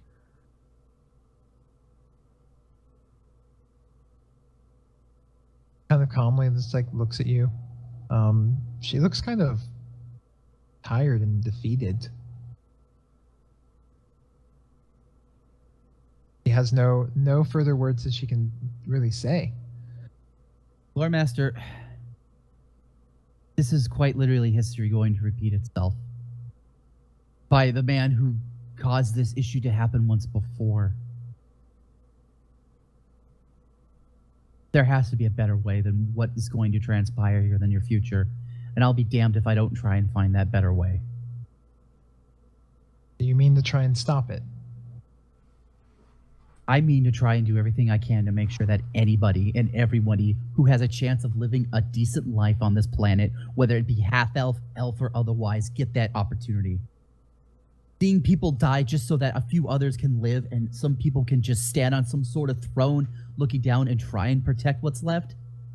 If we're going to be sacrificing people for this sort of ideology, then I'm not going to have a part of this.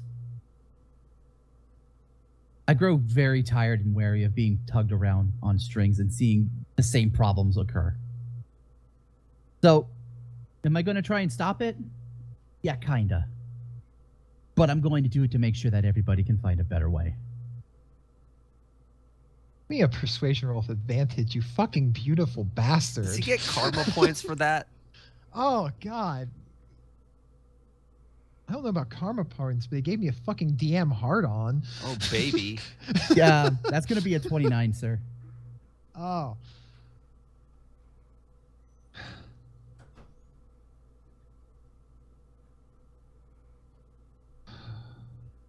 Our Nice. people have never taken the easy path.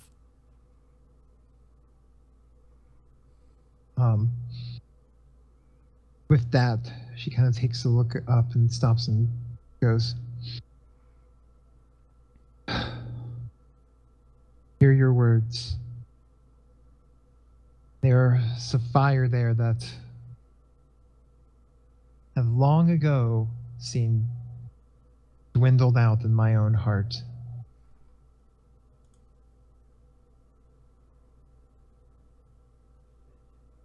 You wish to try and stop this. All things are connected. There are so many plots. All things have been orchestrated to go in so many ways.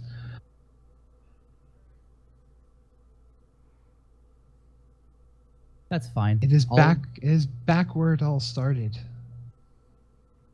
I don't mean with the gods. I'm trying to say the most that I can, but there are things I am magically compelled to not be able to see.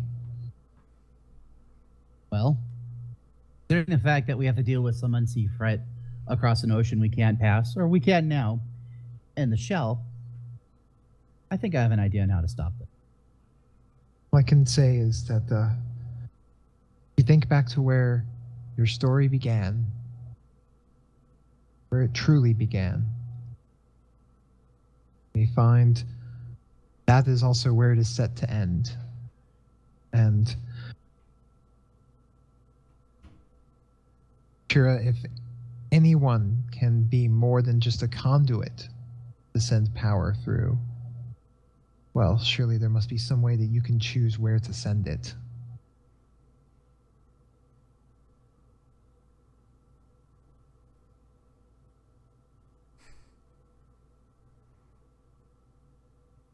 I didn't that sign up she, for this. I didn't sign up for this. There are more things at work here. Things that have been orchestrated by man and God alike. And with that, she reaches under her back over and undoes her cloak and her hood, and reaches forward and hands it off to you. Take this, as will help you.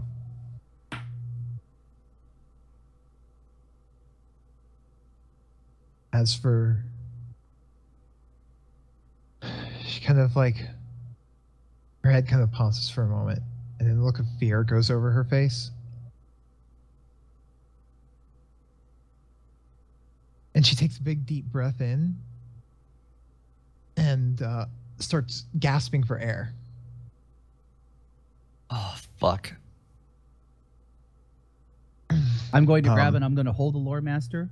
I'm going to look in her eyes, and I'm going to tell her, don't worry. I'll find the path that we need to find. Give me a perception check. Cool. Both of us? Just Kargan. Fuck. Just Kargan, from where he is right now.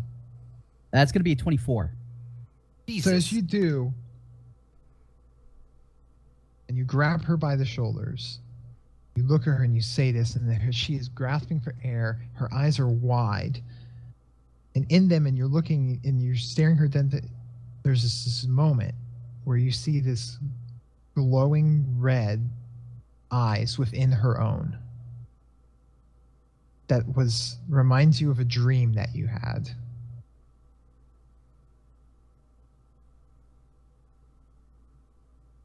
And then you watch the life fade from her eyes, and that little red glow seemed to light a bit brighter as she falls lifeless in your arms. Oh, God.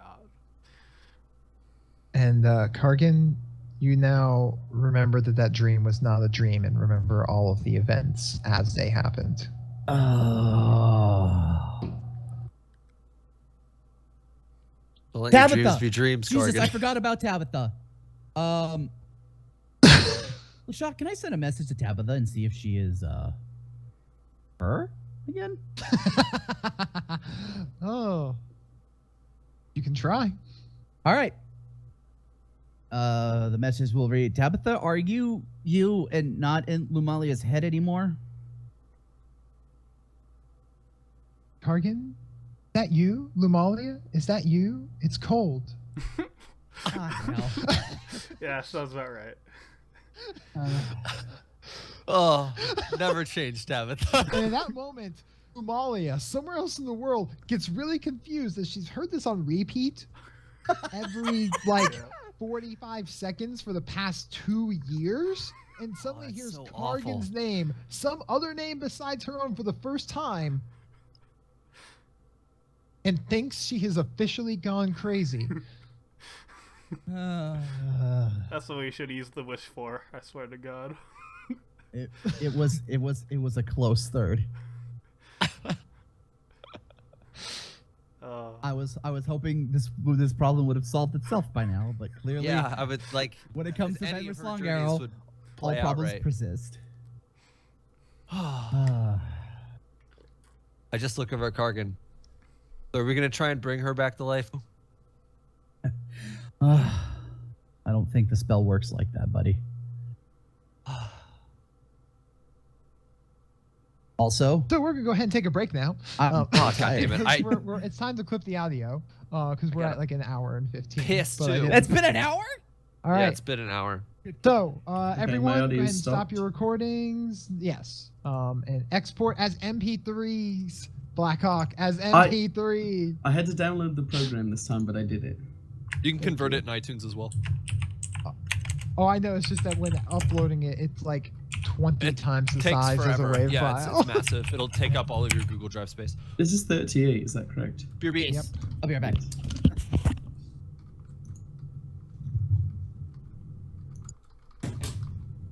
Oh, God. This episode. Fuck me. Hell yeah. Now, do I help Venris go through with this crazy plan that he has, because it totally worked with Lumalia last time. I mean, it worked unintentionally. Oh god. Everything I got a plan. burns. I got a plan. Oh. Did you have that the whole God damn time, Lashak, by the way? What? That idea in your head. Which idea are you referring to? With Tabitha being trapped wherever. Don't tell me. Don't tell me. Actually, don't tell me.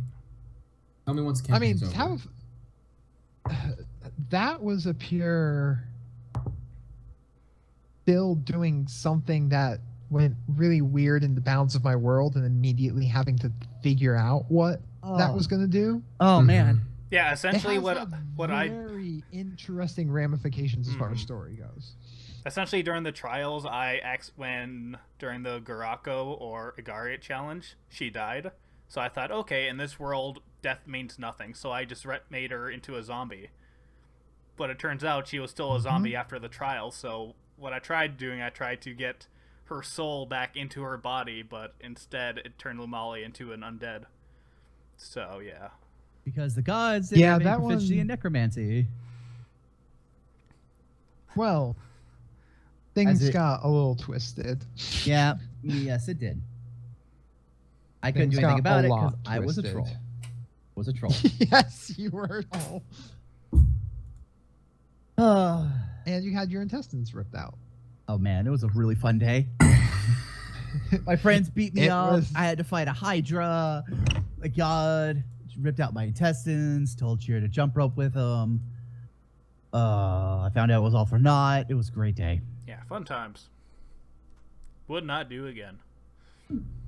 I still have over 3 minutes for my export. What the fuck? That's not horribly unusual, honestly.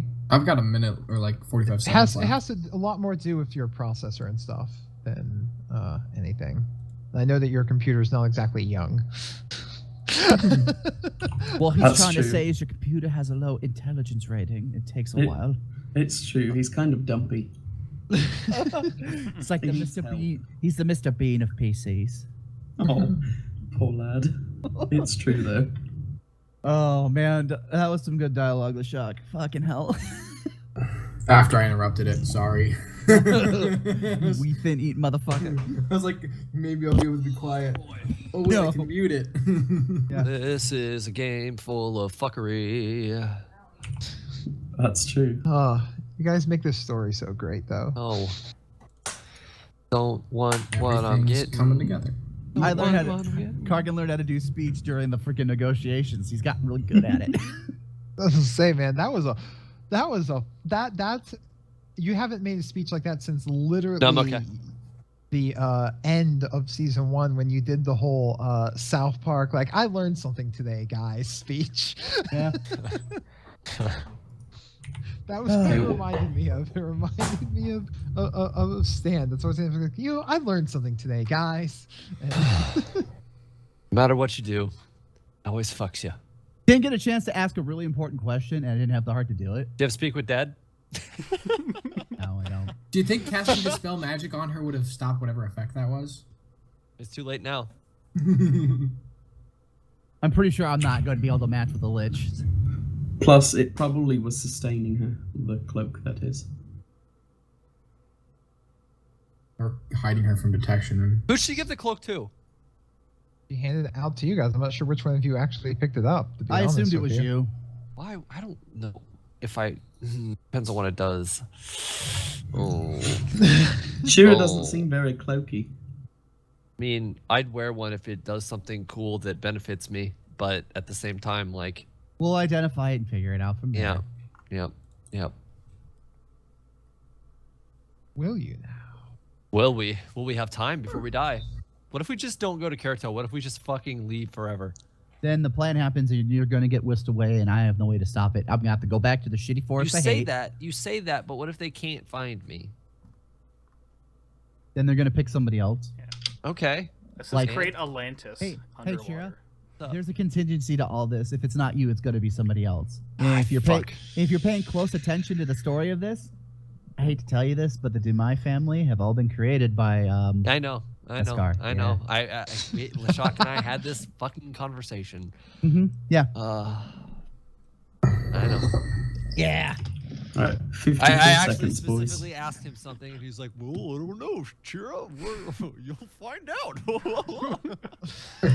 Is How am I Lashak supposed- goofy now? how- Because that's How fantastic. am I supposed to answer the fucking question? Huh? Tell me. Tell Yes, me. yes, a solid yes.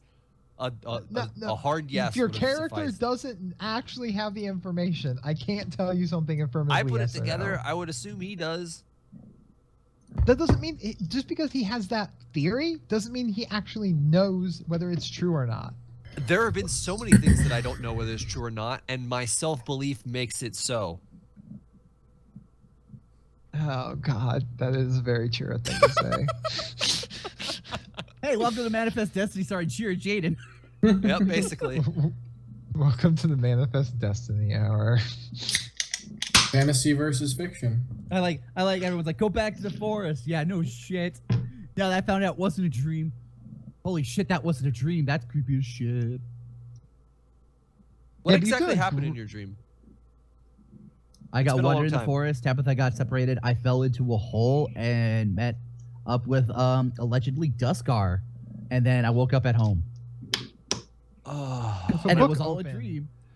You Book woke. open. You woke up sitting into my household with a book open that was Correct. talking about Ladavrin Demise's attempt to go and talk to the Sand Tribes to see if they had information on resurrection magic, which then provoked you to go to the desert to search out resurrection magic. what Which color? caused- What?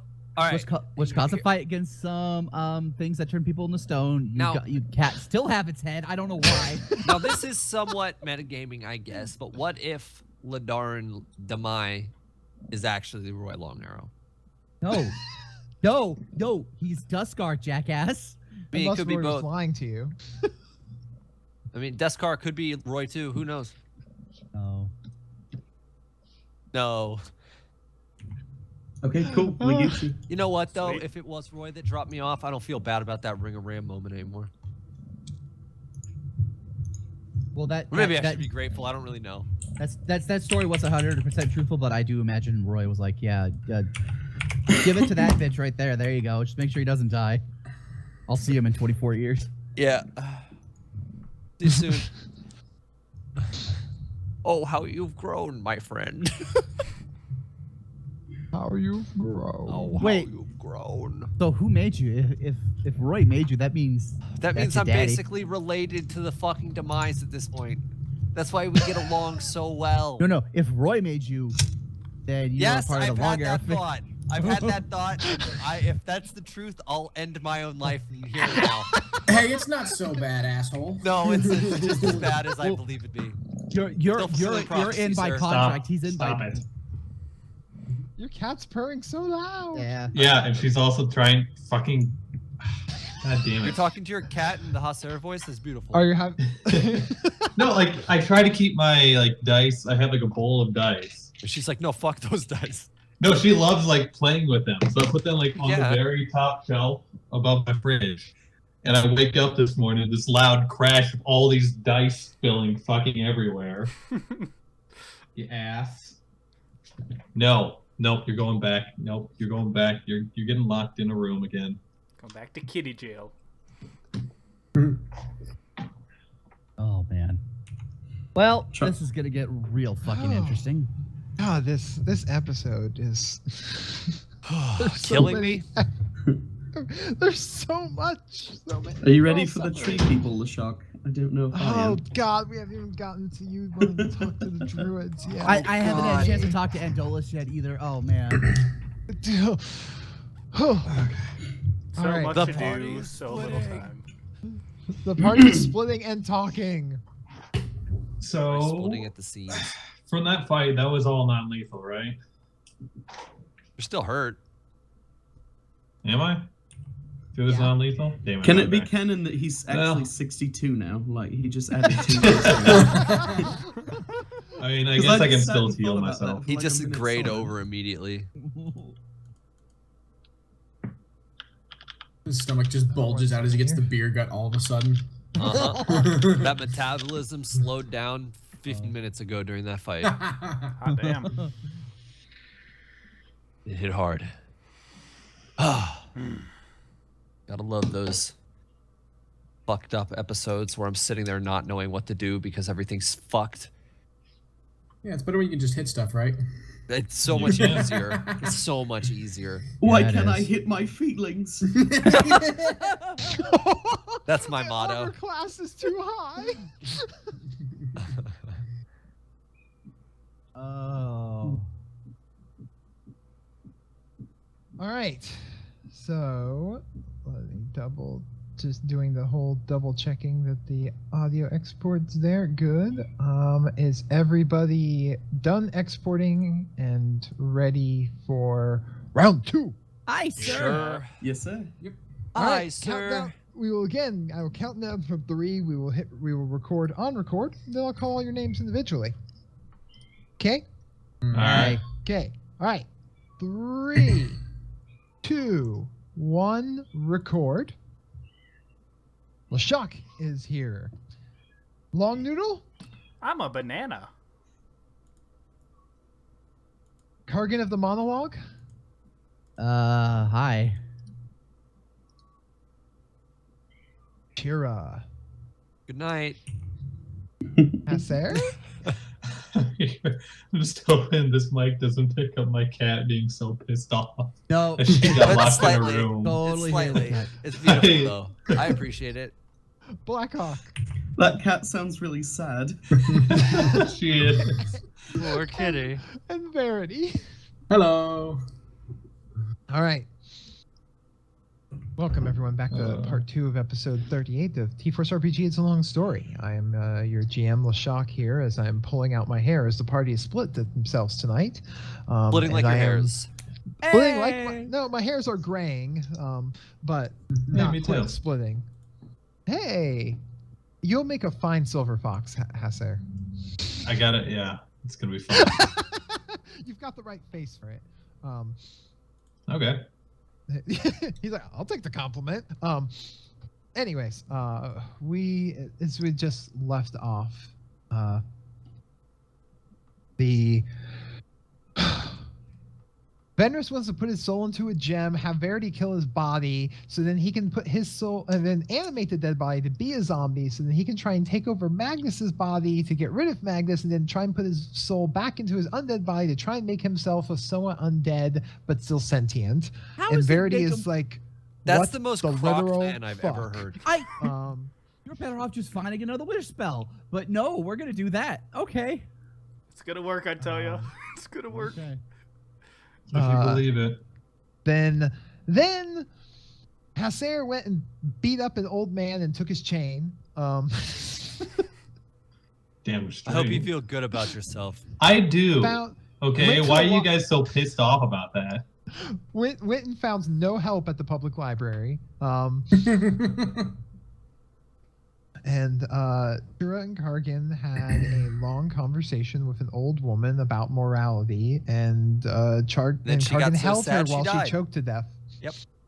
I'm going to put the old lady on the bed. Oh. Oh. Then we learn of Kargan's elderly necrophilia fetish. Yep. I'm not sleeping in that bed. I just Yeah, wanted that's to the put- second. Wait, is that the second time a dead's body been in there? No, this is a different room. Yeah, no, Okay. it's my room. It's gonna be Could be awkward the to second tell time. The everyone. bed's broken in the other room. Yep. Oh.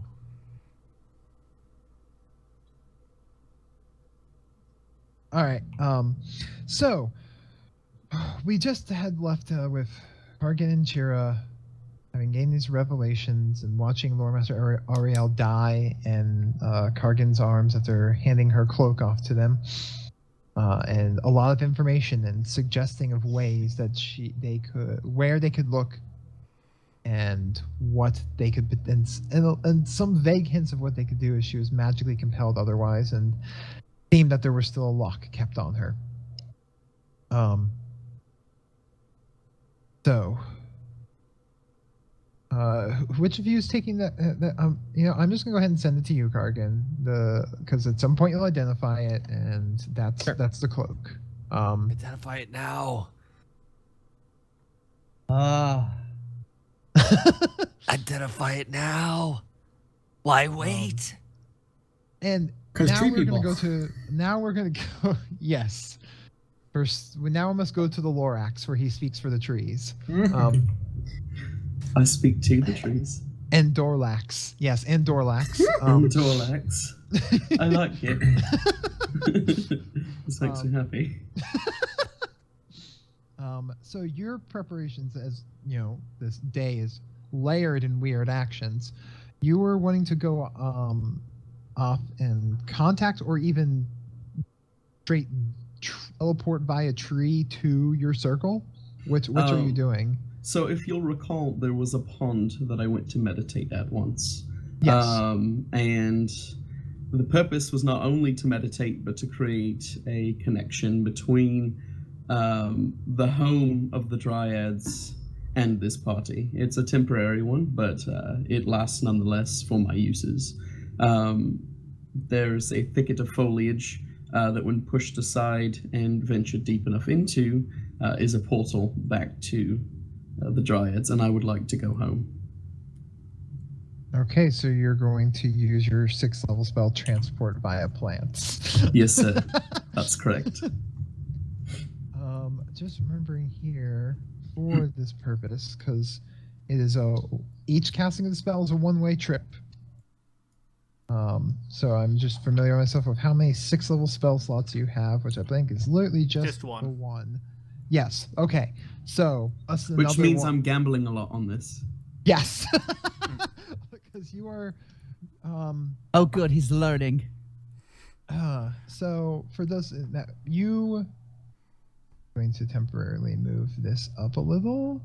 So Andolus is taking the tree stride from Tim's Hold to his Druid Circle home as he transports 5 plants, which is actually located on the coast, for they are coastal druids and are pretty way up, not next to anything much else. No, wait, did we agree on? Oh crap! Now I'm forgetting where we agreed your Druid Circle was. All the things, I'd have to go into my notes, but regardless, you know where you're going. We'll mark the map with it later. As you cast a spell, and the brush all around you like swirls, as in like and the vines and the bush like swirl to create like a tunnel, and you step through it, and you are home, back at the meeting place of your circle, where the elders stay. Mm-hmm. Which is, you guys were on the coast. It is, you come out through large hanging vine on rocks near a cliff's edge, overlooking the sea, and you then take the walking path down, as you know it's good, you see the ocean again. You walk down the familiar rocky path to the little cusp of cove at the very bottom of this cliff edge, where it's kind of like a small cave opening, and where your people congregate. You are on the way, a very familiar looking seagull flies over, stops, looks at you, tilts its head, and then flies away, as you recognize as being one of the one of the various animal sentinels that just keeps an eye out. Its presence, lets you know that the council knows you're here, and will be gathered undoubtedly by the time that you arrive down at the bottom. You come down, and sure enough, there is the assembled council of the circle with several other members, whoever just happened to be present at the time, as druids are not typically centrally located, and you had sent word that you would be coming. course. And you come down there, and there are the 3 head elders of your circle. One for the sea, one that's literally for the ocean, one that's for the sand coast, and one for the sky above. Mm-hmm. As they look and see you come in, and various others of your order and family look over to you and say, "You summoned us with much urgency, Andolus. What is it that you needed to speak with us of?" Andolus takes a deep breath, as does the hawk that channels him. I've brought together a convening of the council because, as you can feel, the chain of the godlings has been broken. This is something we have hoped for. This is something that our order has driven for generations. I also recall that we were given a warning when made aware of the godlings' presence, that they were a barrier. They were a necessary evil to keep us back from the great coveter. This is something that's been passed down from druids for ages, told by fathers and fathers before them. I've come to tell you that these were not mere stories, but a warning that we had yet to heed. Some of you may remember the Long Arrow family that I became familiar with in my studies. Roy Long Arrow, the head of this deplorable family.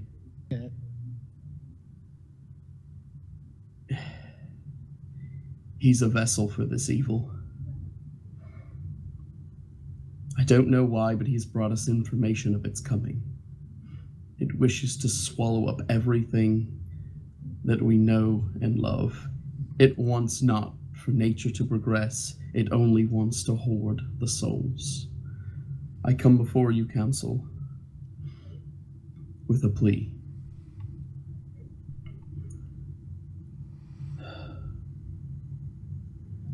It has not been done for centuries, and we are not ones to admit that gods even exist. Nature itself is the only god, but I think it is time that we call on the One for help.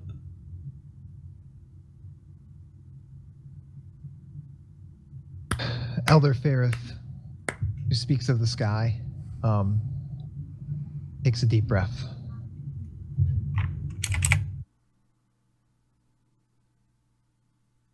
That is something that has not been done in generations and generations.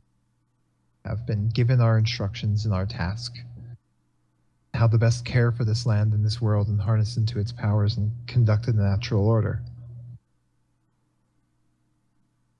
But before we can deal with your request that we go and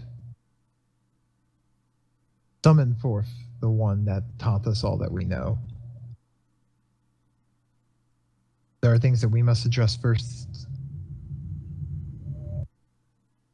Magics that you have used with those outside of the order. Forbidden strict secrets. You have reincarnated a girl.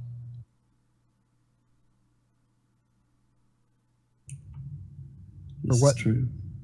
For what is your justification of this, to do this outside the circle? I had met a young man who had known love of this creature. It was a great bond, and his pain was great. I did not offer it for free, because nature does not give for free. I have returned her as one of our own, that she might come, learn, and spread the teachings of nature. It is not our way to recruit and to proselytize. Oh my god, I butchered that word. Fuck me. Calm down, Druid of the Sky. Proselytize. Yeah. It's not our way to recruit and proselytize. We keep our order in the ways that are balanced. You seek to preach to use this as a method to preach and recruit others to this world. As how would that make anything different from those beings that style themselves gods? We are not a church. We maintain the land. We maintain the energy and the natural passage of things and seek out disturbances when they ache them. We have known of that, other things that inhabit this world. We are keepers of ancient secrets. What you are suggesting, quite radical. Elder Varen, the one who speaks to the coast, does and says, "Told you, sending the lad out into the cities is not wise. Impressionable. Get ideas." Is this not the way nature progresses? Nature does not give to machinations. Nature grows over its obstacles. From burns, plants heal. From wounds, creatures grow stronger. The old teach the young. We advance, we learn, we give back to those behind us, that they may grow through us and further the love that nature gives. Is this not the pinnacle of our teaching, to bring one into our order, to grow further into this earth that has been relinquished from the shackles of the godlings? Is this not what you have sent me out for? Elder Shoreth, your mentor, and equally as radical as you, literally starts applauding you and looks to his contemporaries. This is what I have been saying for years. Look at this moment. And Varen turns and says, "Of course, he is your pupil. We know well how of your intentions and hope to grow this order."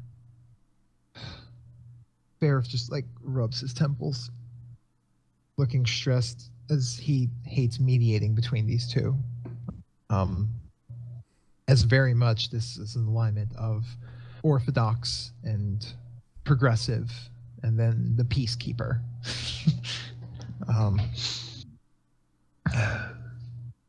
Okay, Andolus. We have observed your travels, and as we have sensed the flow of energy in the world. But what you are suggesting is no small thing, and comes at a great price to us all. Why do you feel that we should intervene at this time? And do you feel that those you travel with are worthy of that? I feel that the growth and restoration of a world that deserves to at least hold its own strength in the palm of its hands and not have it snatched away by godlings or dragons or demons or what have you. I believe this is our place. We've been sitting on our hands for too long, passively observing. I believe our place is to directly be involved. We should not leave this to the machinations of conjurers, of heroes. We should be here. I do this not for myself, but for the great of the order and the restoration of the natural cycle.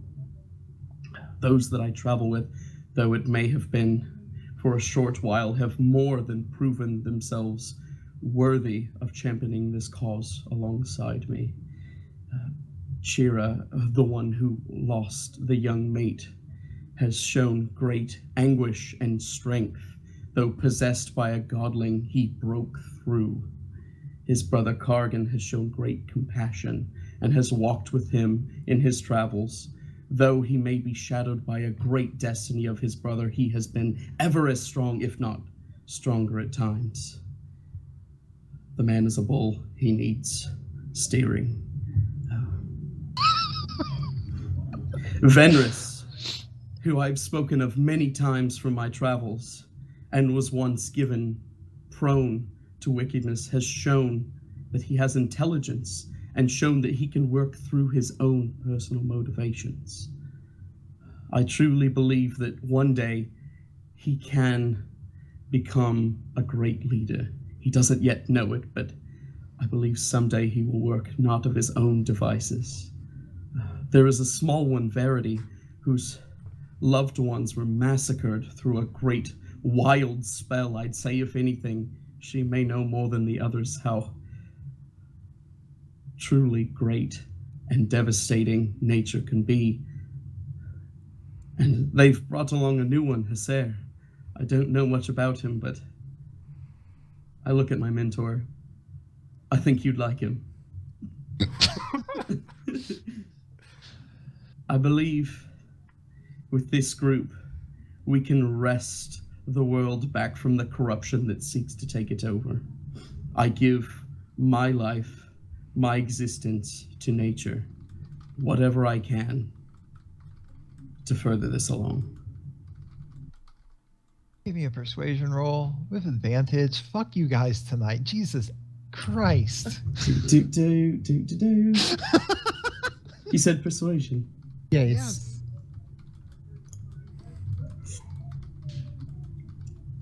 Well, okay. With a one difference. Oh, baby. We must discuss this. Shoref is like, I say we give them a try. Aaron's like, this is a lot. You're asking us to break generations of tradition for these people. And Varric goes, oh, enough! You two will bicker us into our next lifetimes.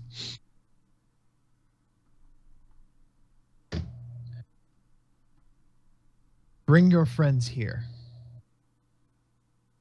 We will judge them for ourselves. Even the ones that are not real. One's plural? Are they talking about my imaginary friends? That's kind of rude. Like, I dealt with that shit like 200 years ago. I thought we were over this. I'm past that phase. Listen, bring them here. We will discuss from here. And if they, and Shoref looks smug, and Varen looks like he wants to argue, but Ferif is kind of the loudest voice. And says, we will discuss what we will deem as necessary criteria. You bring them here before us, and we will judge. And from there, if we deem it necessary, then we will do what is necessary to fulfill your request. I will fulfill it personally. Shoref and Baron both like look at him, stunned. His hand, enough. You mean to argue with me on this further? They just kind of bow their heads a moment. You don't really actually quite grasp exactly what Sheriff means by all of this indulge. There's some of this talk is like outside of your. It just you're like, wait, what do you mean? What cost? What? It doesn't quite click, but kind of off.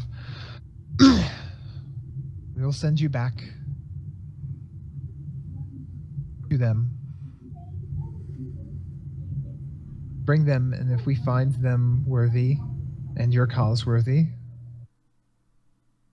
so be it. If not, the price to pay will be yours.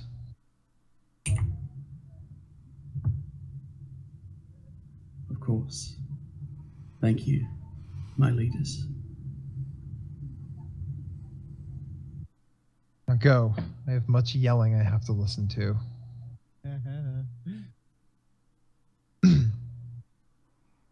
And that's the dude that like waves the hand, and the names like the vines that are hanging down form into that portal, that similar sort of like swirling shape into a portal that leads back to that little grove that you came from.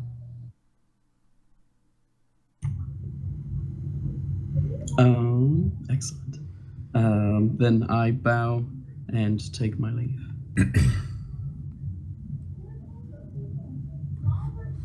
Okay. Damn. And when the portal closes, I do one of those like, fuck yes, like, nailed it. I like look around and make sure no one can see me in the grove. There's a duck looking at you. The duck dabs. He must die. I like finger guns the duck and then walk away. Right on. Ooh. Man, your guys' monologues tonight. Holy fuck, Cargill, Blackhawk.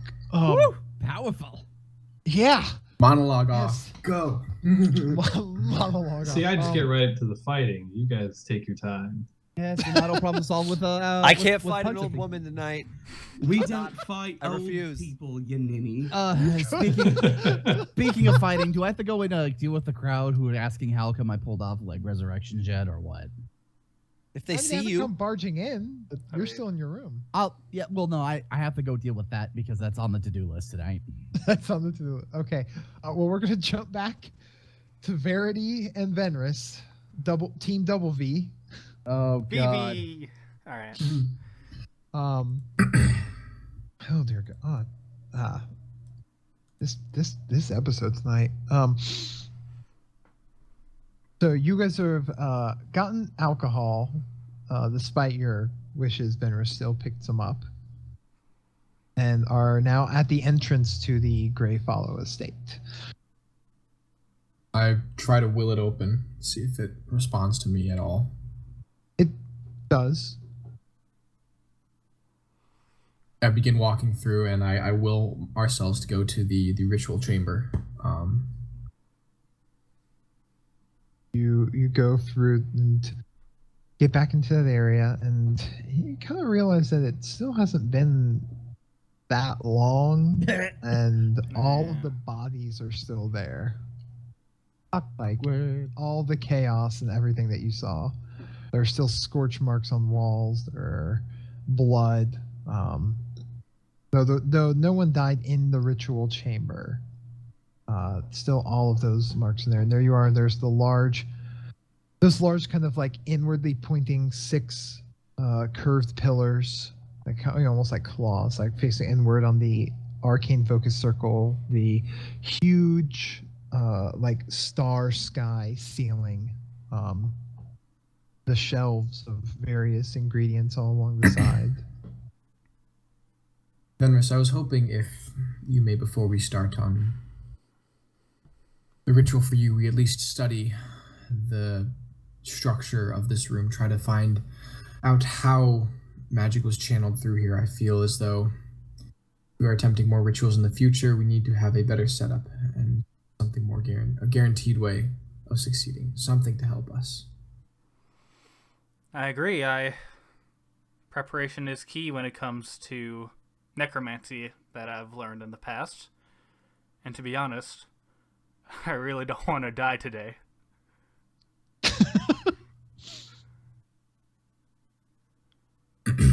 So I want to look around at like all the arcane sigils, markings, the alignment of everything within the room. Try to get a sense of how they're setting up to channel the arcane energy. See if I get a better sense of how it was set up to focus my power before everything happened to my family. Give me an Arcana roll.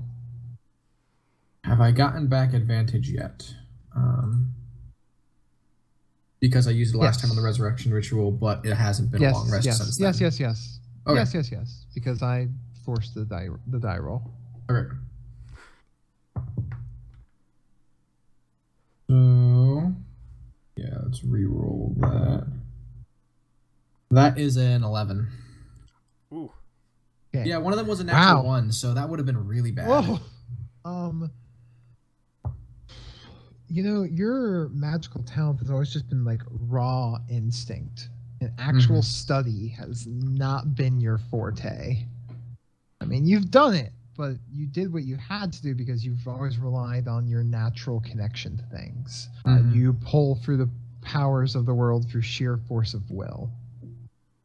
And these are ancient, or as old as your family, as old as this building.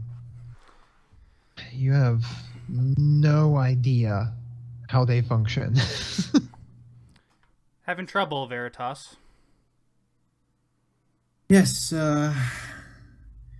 magic was never my talent. You know, it's funny. The one thing that I'm really good at is the one thing that I despise the most out of life. Reading. I've done it for, 10 years now, reading countless thousands of books, and that's not really my forte. Countless thousands. Shut up. That's a very generous thing to say. Yes. I'm kind of envious of you as I'm talking. I'm just doing my own ritual thing. 21 on that. I'm adding my the wild, or like the D4 to that as well.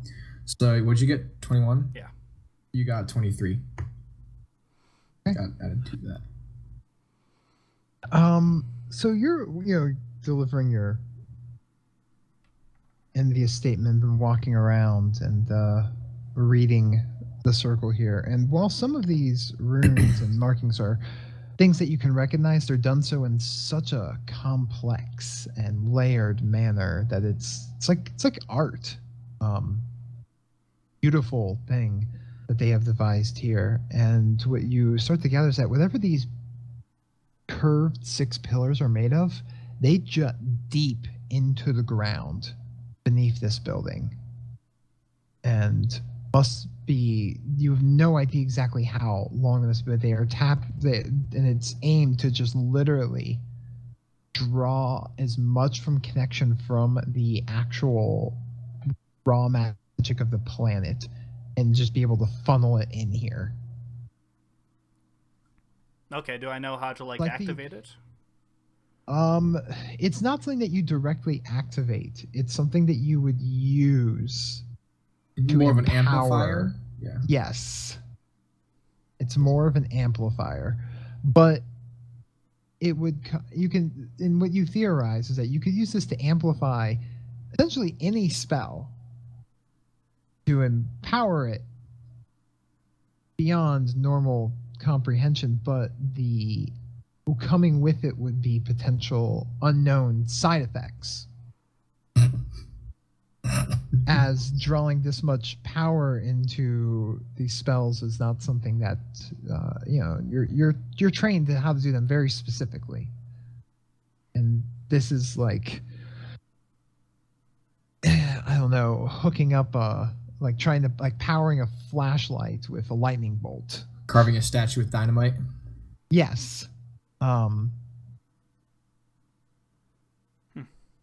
And you can see how whatever they were doing caused such crazy magical backlash. Because it's the sheer amount of power that this would bring through. This room is like one big giant rod that's connected to the planet. It's more or less siphoning energy from the Earth itself, and that's how your family was managed to do what it did. Quite jealous, really. Well, mi casa is su casa. Yes, I'm afraid so. Mi familia es tu familia. What language are you speaking? Sylvan. I think that's offensive. No delay. So I take it then you will assist me in this matter. I do hope. Before we do, I'd just like to do one other thing. It'll take all of 5 minutes. And then they do it. No, okay, no. No, I want to walk to the study before. Uh-huh. Are the bodies? Hey, from look, my, your dead parents. All and frogs. my siblings. All frogs. Yes. I'm going to take a finger from each one of them. Okay. Yeah.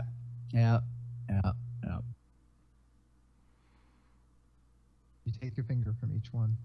All your siblings, your uncle, your mom, your dad, who is no longer pinned has slid down the wall after your magical spears impaled them upon it. After they faded away. There's scorch marks everywhere. I pick up his great sword. And I cast detect magic. Do I detect any lingering magic that was in it? It is indeed magic. I stow it away in my cloak and then Oh yeah. continue to, and then I head back to the ritual room with Fenris. That's the second wish sword. I'm gonna be really pissed. I mean, it could fix everything. No, it won't. No, it will not. I mean, it could fix things, Kargan but just, like- but the snowball is rolling down the hill. Like even if we Kargan set up the just- stoppers from before. Immediately finds a volcano to throw it into. Mr. Frodo! Just like, nope.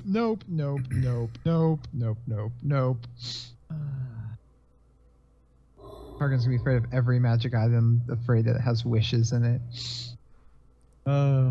Euphoria. It's great. I love it. It's the it's best not phobia. it's not as bad as our other weakness. Now, Venris, I will help you resurrect yourself if you really wish to do this.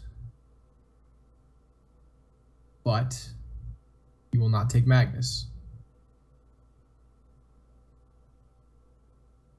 Is that all? You're my brother. Why not? I'll discuss it with the group at least before I do anything No, you against won't. Magnus. I need your word now. And she sticks her hand out.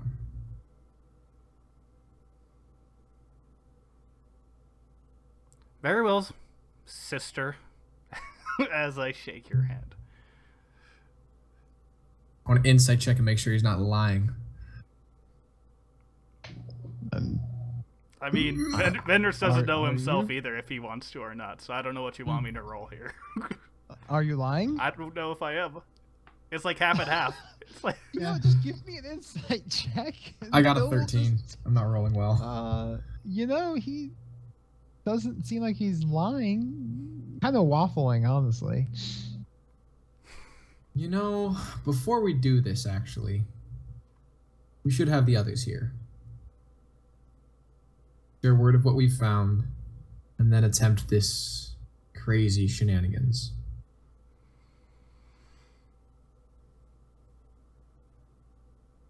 What's the worst that could happen? True, but I'm just afraid that they will say no, and with that, I think you've known this by now, but the few joys in life that I really have is pushing the boundaries of magic. I don't want to read about magic and do what everyone else has done. I want to experience new things and create stuff that the world has never seen before. It's the reason why I've done what I've done many times in the past. With that, I don't want Kargan, anybody really, telling me something I cannot do. If anything, that just drives me to do it even more. Someone telling me no. So give me this one thing. If this is my own life, I'm putting my life on the line here. I need this. Kargan, he's freaking amazing. I'm never gonna say it to his face, but I was gonna be the first person to resurrect a human being. But no longer. The world will not remember someone who did it the second time, only the person who did it first. And I want to be the first one to will basically resurrect my own body. Let me have this, Veritas, please.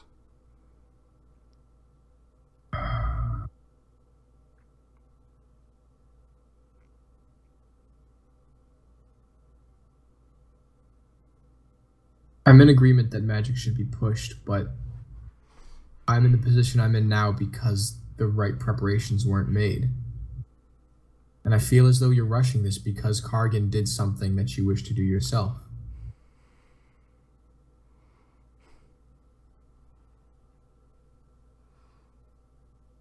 At the very least, just do what you will, Veritas, but I know there's no I have stopping you pleaded. in this. I know there's no stopping you in this. I just wish for us to be prepared for the consequences, all of us, because right now, like it or not, you're a part of this group and a valuable part.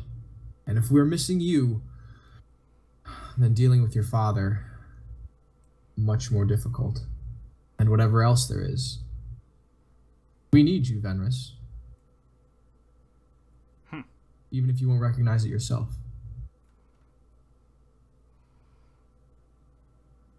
I'm fully aware that these knuckleheads need me. Nincompoops. Big words there. Well, I do read a lot. I thought you hated it. Can we just begin, please? Come on! I will cast the spell once they are watching.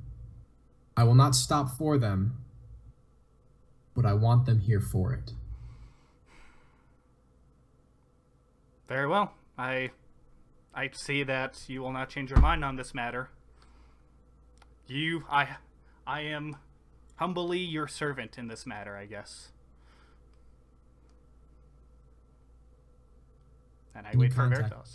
Can you contact them and then? Oh yeah. Okay. And I guess I could do that. I'll bring them all. We'll bring them all here, and then that will.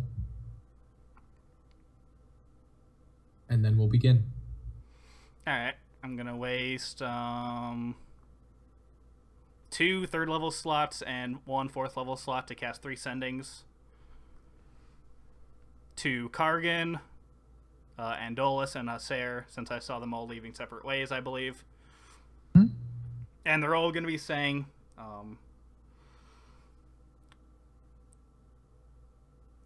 meet Veritas and I at her mansion, for you are about to witness something marvelous.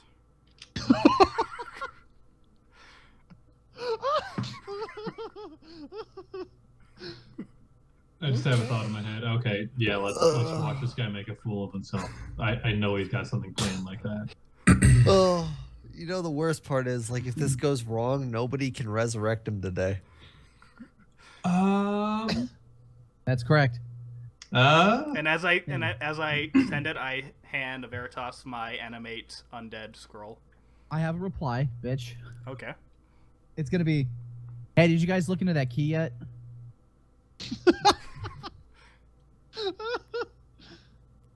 Nah, not sending another sending. Blackhawk still has one more reincarnation left in him today. I'm gonna bring him back to life just to kill him again. I want to will the house to like bring them to the ritual room once they arrive. Okay. I'm going to have a little bit of issue getting out of the Magnus's magnificent mansion because I have some questions to answer, but sure. Hey, sure, we gotta go back to the fuck house. Why? Fenris just said something. No. Yeah. Yeah. We gotta go. Did you respond? I was more curious about the key because, like, let's face it, it doesn't matter what I'm going to say. He's going to do it anyway. Oh.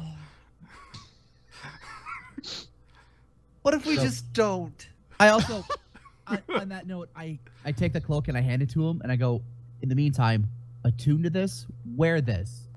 And if any event that I am unable to control myself and my body, best fucking kill me. What is this? It is a cloak that's going to help you to prevent anyone to mind control you. Long story short, it gives you advantage on spells. So, Oh, fuck yes. Mantle spell resistance. You have advantage on saving throws against spells while you're wearing this cloak. Okay, that is super helpful. You wear this, and never mind what happens to me. At the end of the day... Oh, this is the best thing that's ever happened because it negates one of the bad things from one of my abilities. So this is wonderful. Oh. All right, let me go deal with the crowd of gawkers who want to figure out what happened. If we're going over there, I'm gonna go down. I'm gonna get some bottle of expensive booze to start just sipping at on the way over to the place. That's House fine. of Blues. Yeah, It's easy for you to find one because coping with in her traditional style of coping with death, as she's now died twice, Tristana is getting plastered. Will the Dragon Balls work on her a third time? Find out. Just don't ask me to summon Shenron. I might make him explode. Oh.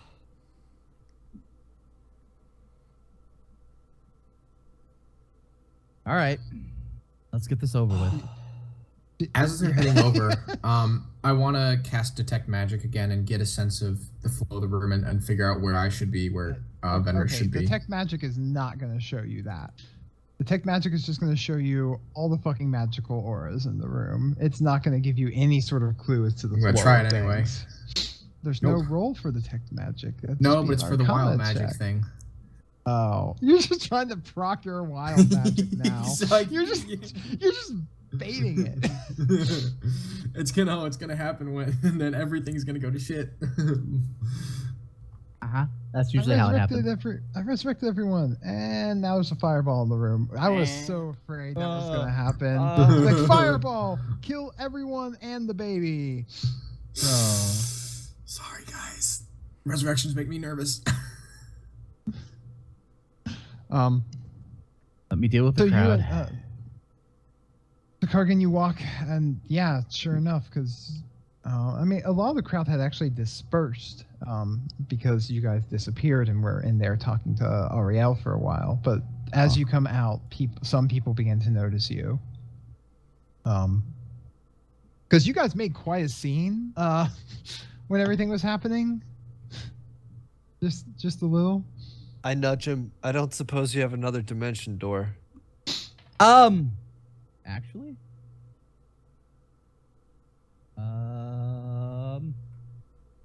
I mean, if we can keep putting this off. Nope, we gotta deal with it now. Sorry. All right, everybody. Listen up. What you're hearing is true. I did, in fact, resurrect 2 people today. So keep your questions brief because I've got other things to do, and I am already exhausted.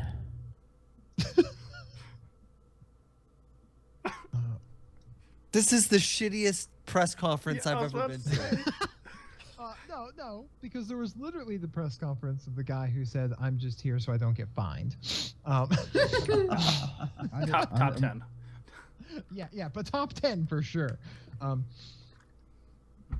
Instantly, this one's just like, how? Well, for so long, I thought that was something that only could happen if you went to the god's temple. Yeah, about that. I don't know how else to describe this, but the gods are gone. And any influence that they had on this world is no longer. It pains me to say that, but it is true. That being said, as I had learned, the gods were in some degree at least controlling the amount of magic we all had. Whether it was for our safety or our detriment, I don't know. But now that their presence is no longer felt on this world, the connection to this magic has become a little bit more powerful. And I decided to do something dumb. Tried resurrection. And it worked.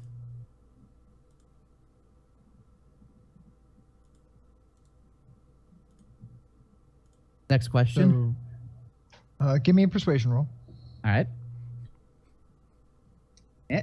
These persuasion rolls are going to be for attempting to how well you get them to actually listen to your exact words and not just what they want to hear. I crit on the persuasion roll. Oh, shit. In what way? 32. This is the night that you were born to live. This is it. This is the moment. Never, It's like, never Would gonna you get say- better. Yeah. Would you this say is that it. this You've is peaked? his destiny? No. You've peaked.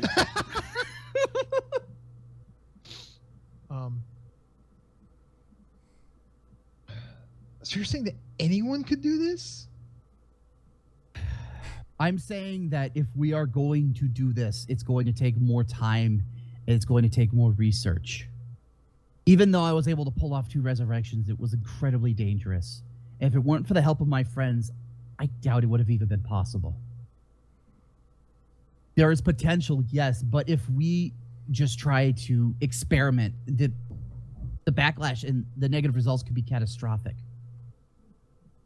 I took a risk, and while I slightly regret it, I was willing to take that chance to save my brother's beloved and Nathaniel's wife.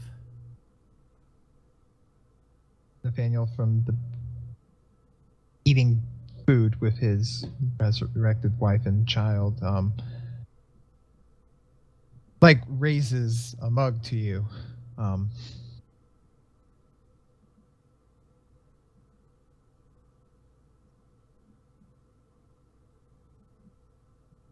Everyone's kind of like, I'm sorry. Everyone's kind of like mumbling to themselves, like, give me another persuasion roll. All right. That one is only going to be a 22. Only a 22. Okay. I rolled a 10. Come on. Someone so took disgusting. expertise into persuasion. Yes. Oh, expertise is such a fucked ability. Double your proficiency modifier when doing this skill check. At least he's not a rogue. So, are you going to teach other people how to do this? Show us the proper way. In time, possibly.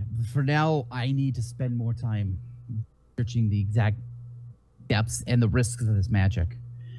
It's dangerous, but it could be fulfilling, and if used properly, it could fix a lot of issues. But for now, I'm not going to take some sort of magic and keep pretending it's a parlor trick. This is serious magic, and if it were to go wrong, I don't know what the consequences could be. Give me a last persuasion roll. 24. Okay.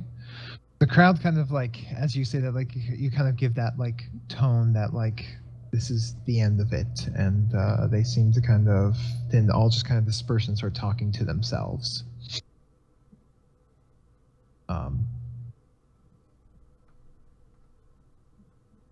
At this point, like Deacon is kind of like walked up and kind of like ushered people away from you, and comes up and like gives you a hug and says thank you. Of course.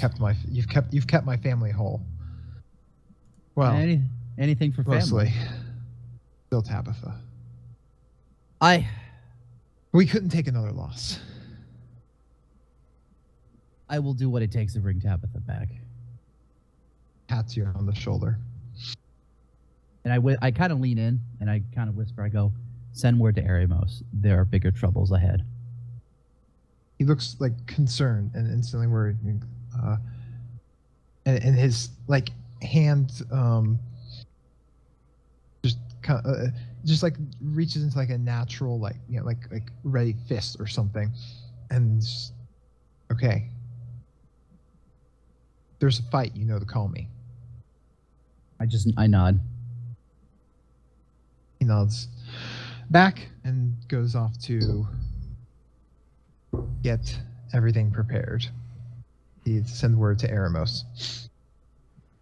Look at Chira and I go, hey, you ready? Ready as I'll ever be. Oh, hey, at least that conversation went well. It went way faster than it probably could have. Yeah. I have a way with words. Now let's go find out if Venris is going to do something stupid or not. All right. So that through the power of expediency, everyone has arrived at the Greyfollow Mansion in some order or another. During that time, Yes, I will take off one of the fingers on my robes and just throw it out there, and me and Veritas will kill a freaking zombie, just so I actually have a free slot for myself. Oh my god. Which looks like Venrus, by the way. What a way to end this fucking night. I feel like this is gonna be much weirder the second time. You guys you guys are like the first person to arrive is going to be Hasser because he was already out and about and moving. And as you walk in, literally you see Venrus like pull a finger bone off of his robe, throw it turns into a zombie, which immediately starts to turn and like move at him, and then him and Verity both just like shoot it with cantrips and blow it up. But was that it? No, that's the start. That was just the appetizers. It does not leave a good taste in my mouth, I'll say that. The main feast is about to begin. Oh god. Mm. So the rest of you arrive and see a very like disbelieving, disapproving Hasser staring at Verity and Venrus with a destroyed zombie corpse on the ground. Is that it? To be continued. Verity, did you look into that key yet? Not yet. Thought we would do it after, but there was a question that came up. I thought that was it. Oh. Oh. Shall we, Venrus? Wait, what are you doing? We shall. And with that, I cast Magic Jar. Oh god. So he says we shall, and then cast somewhere. What is the casting time on Magic Jar? It's one action. Let me. Oh, okay. I was just curious. Yeah. So I'm standing there for 2 hours. Yeah. Like watch. Oh yeah, just. That's 1 minute. Is it? Oh. So. Right. Yeah. Let me update my character sheet then. He begins casting an arcane spell. You can do an Arcana check if you want to attempt to identify it. Yeah. I want to be surprised. I want to know what he's doing. No, I don't. I rolled an 18. What the fuck is Venrus doing? Wait a minute. Can I, You got a 14. Oh! Hot damn. You don't know. You can't identify the spell. Wow. Wow. Hey. How the tables have turned. Do I know that they do that? Do I know that she does that or no? How does that work? That's like it's fate manipulation. It's. Oh, I hate that the most. No, you don't know. And then after the preparation cast, you see Verity sitting nearby with like a ring, a jeweled ring in her hand. Her hand shaking a little bit. And before, yeah, a little shaky. And before I casted it, I did hand her my sculpting dagger, sacrificial dagger, that I freaking love so much, and hand it to her so she can slit my throat with it. Oh, God. And yeah, cast the spell, and you watch Venrus's body like go completely pale, lifeless, and slump to the ground. And there's a flash of light, and the gems on the ring are slightly glowing and pulsing.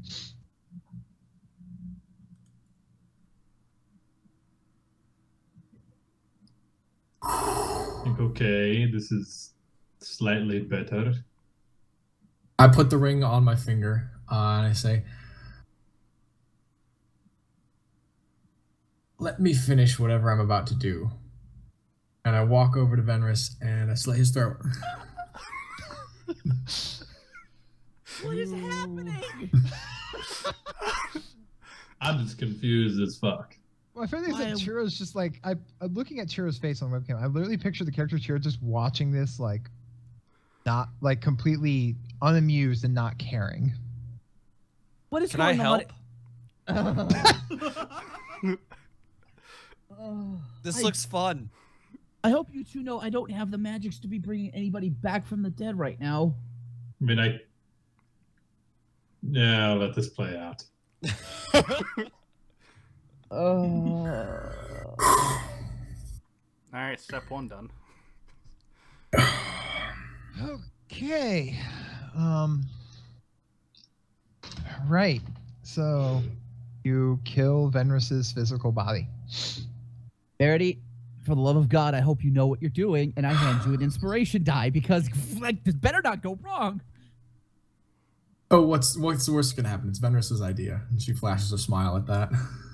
Well, he could die if he's not already It dead. could be worse than that. His soul could be put out of the cycle. That's terrible. From the sounds of things, his soul is right here, and I hold up the ring on my hand. What he means by out of the just continue. Venris, is there anything you want to say to them?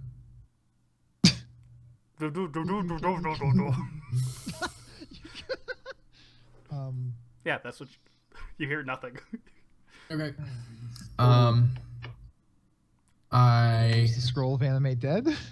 Yeah, I open up and I give Right. it a Well, read. that is not one of your spells, so I need you to make a. A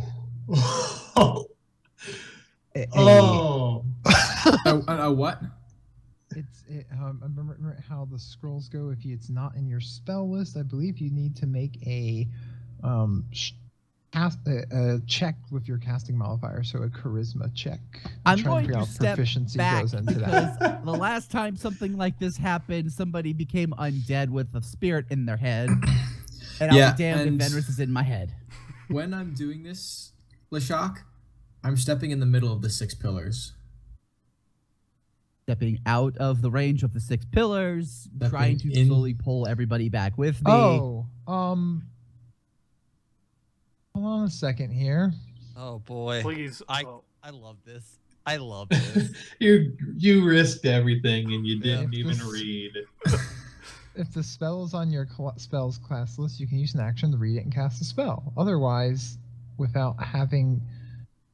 otherwise the scroll is unintelligible. If the spell is on your class list but higher level than you would normally cast, then it's a DC 10 plus the spell level. Animate Dead is not a sorcerer spell. Nope. It is a 3rd level wizard spell.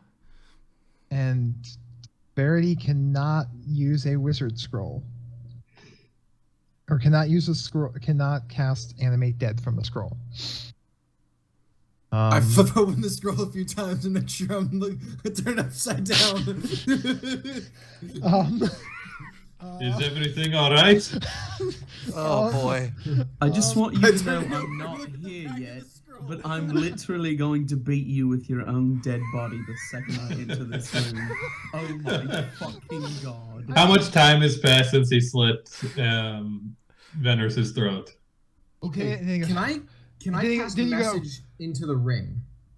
No, I can hear you guys talking. Anything within like 60 feet or so, I can understand you guys. Yeah. Venris, I can't read this.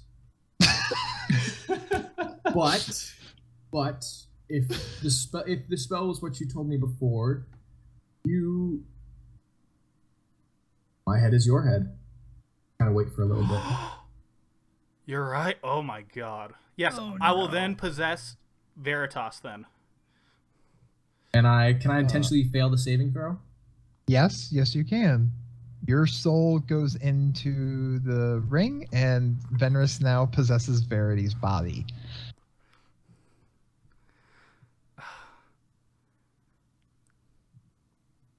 Hello, everyone. This is weird. I feel lighter. Well, heavier up front at least. Does he sound any different? No. You know what? Give me an insight check. Actually. Totally gonna try. 10. 11. Wow, that's not even enough to notice the difference in the speech pattern. What are you going to do something with that scroll, Veritas? Just so you know, whatever happens to my body, just beware. This is what I wanted in the end. While he's saying that, I'm over by his body, just slightly poking it with my sword. Chira, please don't do that.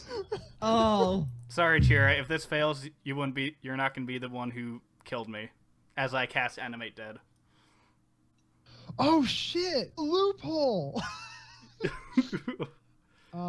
Yeah. Then Venrus's body gets up.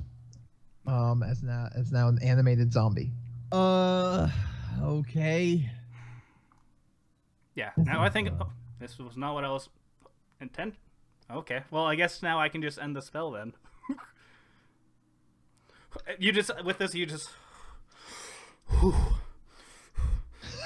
As I end the spell. Does my body just fall over because I haven't possessed my body back yet? No. Once he leaves it, I do believe you. And yeah, you return to your body if you're within 100 feet, so you're fine. It's me that's the question. Yes. Because this is where I have to start getting into interpreting the exact wording of the spell with my own way that my world works. Oh no. So on that note, we just hit an hour and 5. No, I can't. No, I need to make this decision now. Yeah. I'm not going to cliffhanger this. I was gonna say. It would be a good cliffhanger, but one I do not want.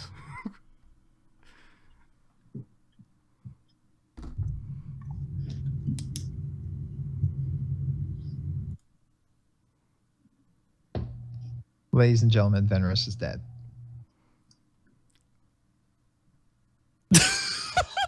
Wait, how long has it been since he had his throat slit? Well, he's a zombie now. Wait, so the body's alive. Okay, never mind. Which means that magic controlling the zombie is no longer. So you see 32 zombies pop out of my cloak then. So how long has it been since he had his throat slit? Or wait, no, he was reanimated and dead. Yes. Okay, for shit's sake, I'm gonna go up and try to cast a Revivify on his dead body. While this is happening and his body explodes into 32 dead bodies. Venrus's bodies, by the way. Corpse firework. I say, well, that was amazing. Hey, one of them's an owlbear, by the way. A Venrus owlbear. Oh my god. Within it's been a minute, but it's animated as an undead, so he can't be revived while it's still an animated undead. Shit. So, where we end this week's episode is with Venrus attempting to fill back into his body, but his body being dead. The magic jar spell says you die.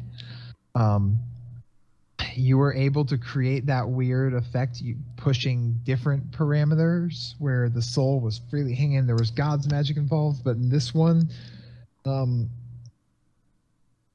Venrus' experimentation kind of hung himself, and now with his death, the robe has released all 32 zombies and skeletons in the room under no one's control. So we will begin next week.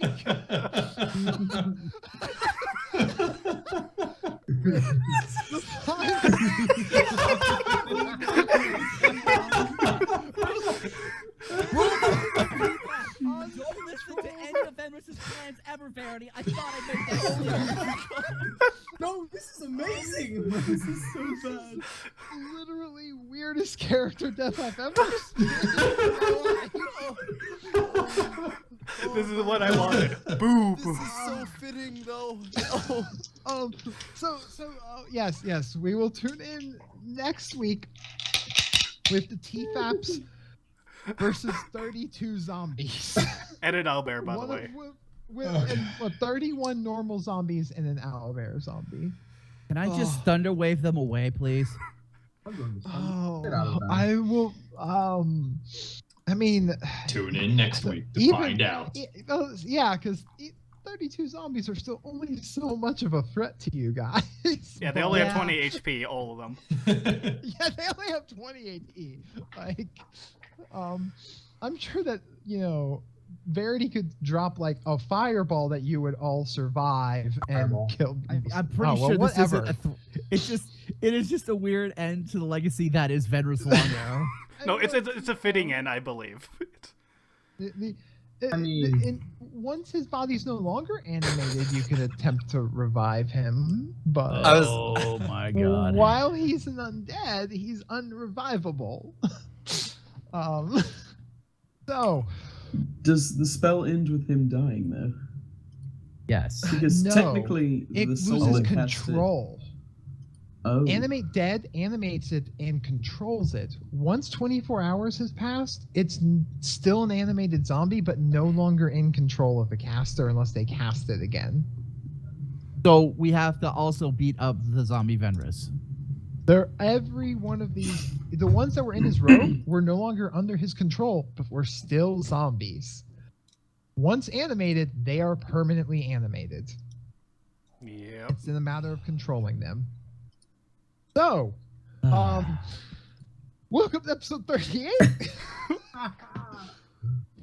The episode of dramatic monologues and a corpse explosion. That's the best ending I've ever seen.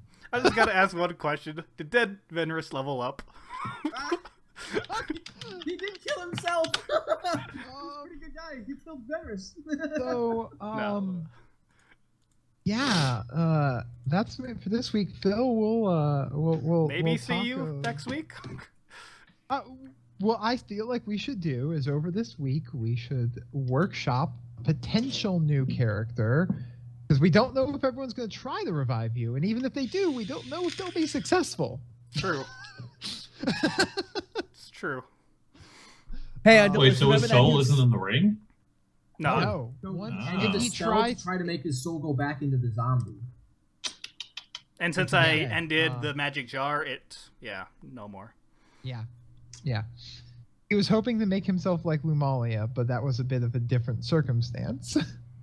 Could you have waited to use magic jar on yourself again? I'm gonna be yeah, he could have stayed. He could have stayed in that ring until he tried to push himself into other bodies. He could have tried to take over someone else. They just would have gotten a charisma saving throw against it, unless they're like Verity, who allowed it to happen, so that Venrus could cast Animate Dead because he's a wizard.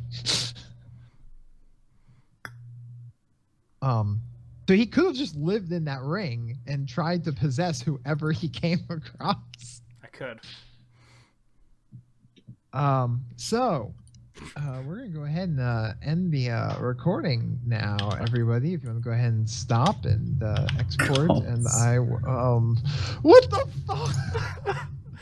Yeah, Phil was talking about this earlier. He goes, I feel like this is what Venrus would do, but I'm afraid of potentially losing my character. And I'm like, well, Phil, it's always going to be true to your character, and also we are looking to wrap up the story. So you tell me how Venrus goes out. You could have just invented a new spell, but no, we gotta have to try and bullshit old spells. Funny thing is, it would have been interesting if you had tried to use the focus circle to power your. I thought it was specifically. He said he wants to stand in the middle of the 6 pillars. Yeah, I thought that's what we were doing. I thought Veritas was powering it. But no, you would have to power it, like you would be using that in the casting. Oh yeah. So that's the thing. I was like, I can't read this thing. You stood there, but you never and expressed the intent to activate it. But regardless. Yeah. Corpse explosion. Okay, good. Somebody already made a folder for episode 38. That's the craziest fucking thing I've ever been a part of. That's insane.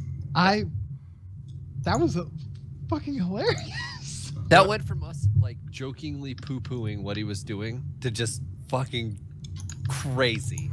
Yep, he just died. All right, guys, I'm gonna end the stream now because so.